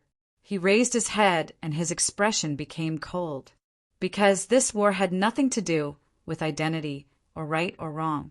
If his race wanted to survive, these people had to die. The commander waved his hand. "Kill." Within the borders of the great Qin Empire, the demonic fire burned the sky. The sinners who were expelled into the snowy plains of the northern border, the demon race, launched a war to survive. War and slaughter descended on the border of the Qin Empire, which was at the border of the northern border. The flames of war reached the sky, and smoke rose into the sky. In one day, all 81 cities of the Qin Empire were destroyed. More than 300,000 border soldiers died. Civilians were killed by the demon race. No matter men or women, old or young, no one survived. The methods were cruel and bloody. The border was scorched. When the news spread out, the entire world was shocked. The sinners of the monster race who had faded from the world's sight for tens of millions of years and had been struggling at death's door actually possessed such terrifying power. This was beyond everyone's expectations. The capital of Qin, Xianyang, immediately responded by deploying an army to meet the enemy, but all the reinforcements were defeated in the battle against the demonic race. It was not that the Qin army was weak, but rather that the sinners of the demonic race were even more ferocious. They were like wild beasts that had gone berserk, madly destroying all enemies that stood in their way towards the south. For a time, there were many dangers within the borders of the Qin Empire. Large swathes of land fell into the hands of the monster race. The entire imperial court was shaken, and they hurriedly asked for help from the demonic path. The northern frontier was an endless snowfield that stretched as far as the eye could see. The demon warriors who walked up the altar knelt down respectfully, untied the bags on their backs, opened them with both hands, and poured the soil inside onto the altar. The great sage excitedly took a few steps forward and took a deep breath of the soil. Trembling, he knelt on the ground and picked up the soil with his 10 fingers, ignoring the blood stains on it. He put it to his mouth and kissed it. "Do you see the ancestors of the demon race? The children of my clan have already entered the Qin kingdom, returning to the land that we have not seen for tens of millions of years, the homeland that should have belonged to us. Today, I swear to you that no one will be able to expel us in the future. The children of the demon race can grow up in a warm and suitable environment and do not have to face the threat of hunger, cold, and death from birth." The messengers of the 10 major clans followed silently, looking at the increasingly thin body of the great sage. Their eyes were filled with worry. They were not sure how long the great sage could hold on. "Rest assured, the children at the front line are expanding the territory for my clan. This old man will hold on until they return in triumph. This old man will not be satisfied until I see my clan leave this bitter and cold land with my own eyes." The messengers of the 10 major clans knelt down at the same time, their expressions reverent and sorrowful. "Sage, everything you have done for my clan will be remembered for generations to come." The great sage smiled. "It is also this old man's greatest pride to be able to contribute everything to my clan." He looked towards the south in the direction of the Qin kingdom, his bright eyes full of expectation. The message for help should have been sent out. "Tell the children at the front line that the real climax of this war is coming." In recent years, the cold waves of the northern wilderness had become increasingly strong, and the living environment had rapidly deteriorated. The demonic path hadn't relaxed their guard against the monster race, but the current situation of the Qin kingdom proved that they hadn't placed enough importance on it. As the supporter and guide behind the Qin kingdom, the demonic path had an unshirkable responsibility and obligation. After Xianying's message for help was sent, the demonic path received even more detailed reports of the front line. They were incomparably shocked by the combat strength of the sinners of the monster race, and they also experienced the panic and fear of the entire Qin kingdom. The monster race was like a group of ghosts from hell, spreading through the lands of the Qin kingdom like a plague. Wherever they went, everything was destroyed.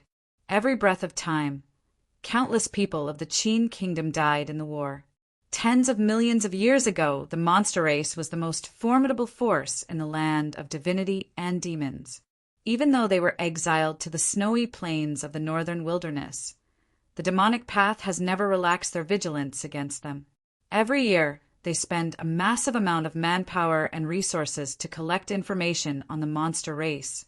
The monster army that is fighting against the Qin kingdom clearly surpasses the level of strength they should have.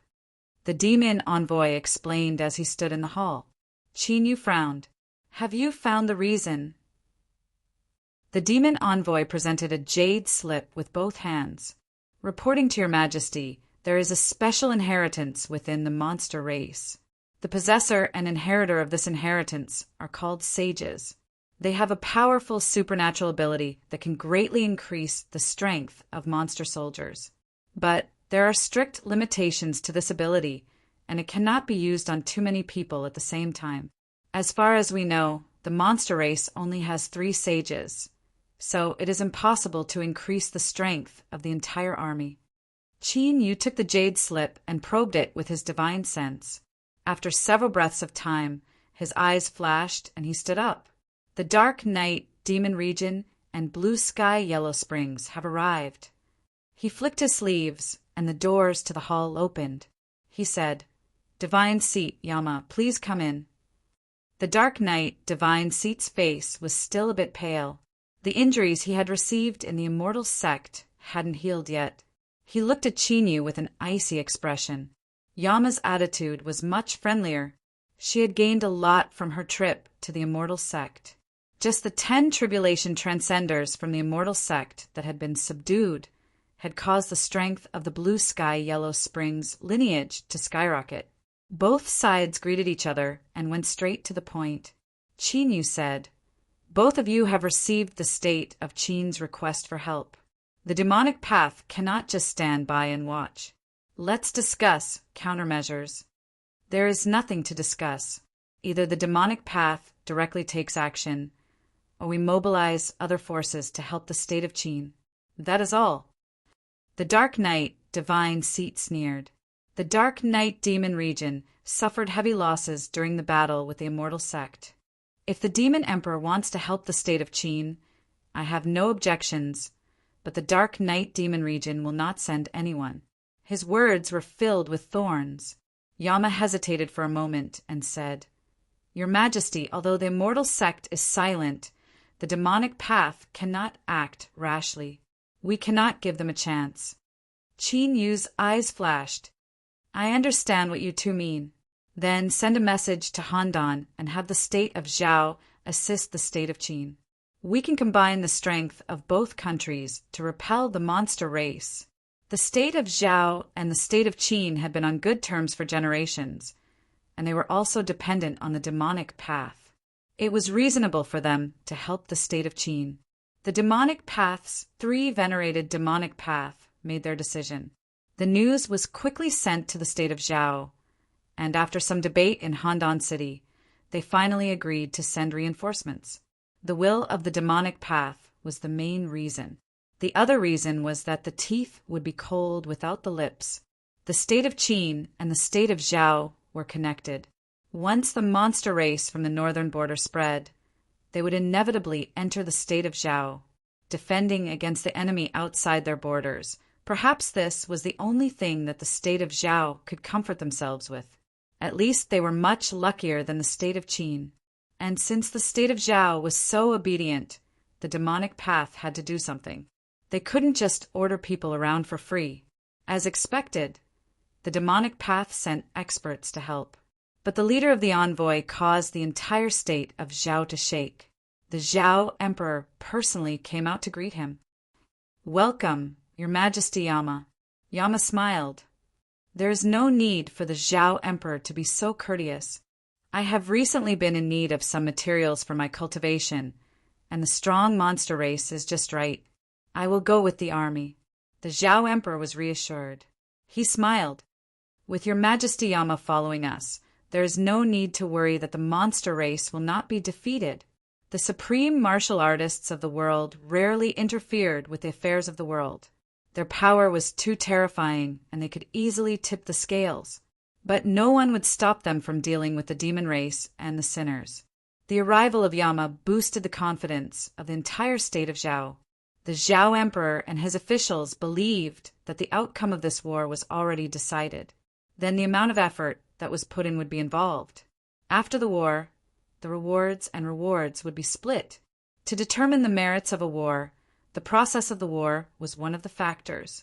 The number of soldiers participating in the war was another important factor. Our state of Zhao obeyed the command of the demonic path and sent millions of soldiers to aid Qin. Don't you feel embarrassed if you don't reward us well? Under this premise, the Zhao Emperor waved his brush. The number of soldiers sent by the state of Zhao into Qin increased to 3 million. The generals of the state of Zhao led the troops in 3 different directions. They entered the territory of Qin and rushed to the front line. Along the way, the panicking and uneasy Qin citizens cheered. They looked gratefully and warmly at the reinforcements sent by the state of Zhao. The reinforcements from the state of Zhao helped the state of Qin to stabilize the situation.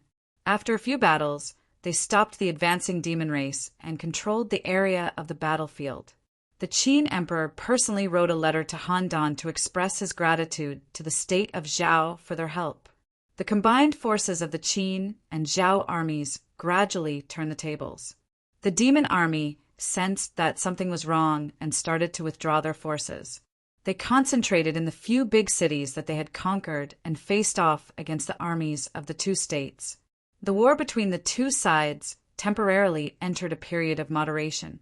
but small skirmishes and bloodshed were still happening at every moment. The figures of the spies were moving wildly in the empty areas where the two sides were facing off against each other, trying to find out information about the other side. The Long Snake River. There was no deeper meaning to its name. It was just because the river was naturally twisted. It flowed through several counties in the state of Qin, like a huge snake winding its way forward on the ground. The ferry that was built on the wide and flat part of the river has now been destroyed. There were large pits on both sides of the river. There was an arrow stuck in the bottom of each pit, because the arrow could not withstand the explosive force. The surface of the arrow was full of cracks. The combined forces of Qin and Zhao had once faced off against the demon army here. Fortunately, both sides only probed each other before retreating. Otherwise, the Long Snake River would have been razed to the ground. With this river as the boundary, the two armies faced off against each other from afar. The invisible and terrifying aura froze the air. It was deathly quiet on both sides of the river.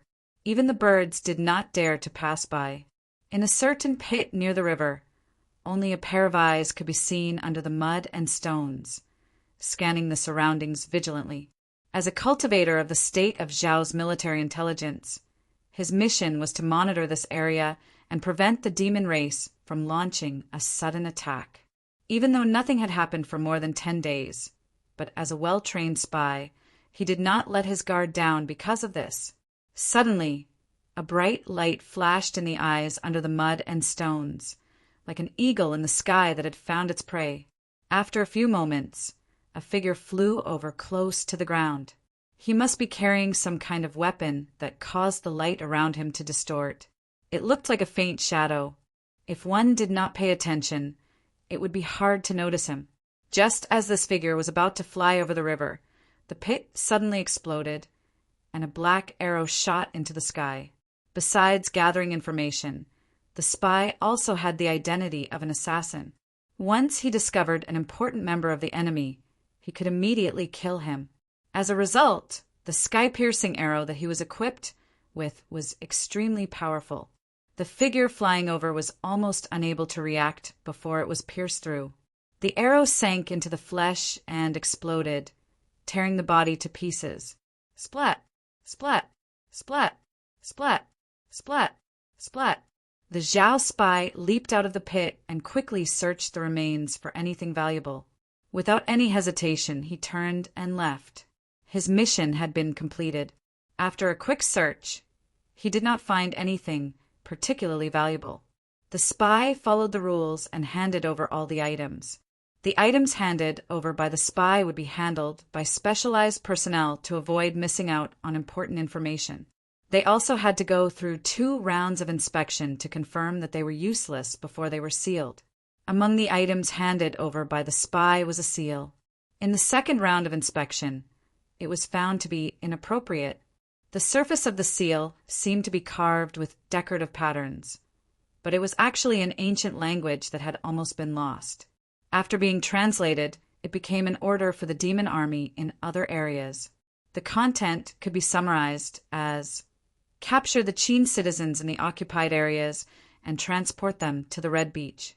The order had nothing to do with the mobilization of the army. However, the intuition of the intelligence personnel told the people of Zhao that this matter was unusual. They immediately responded and increased the investigation. After a few days, at the cost of the lives of a few excellent spies, there was finally a breakthrough in this matter.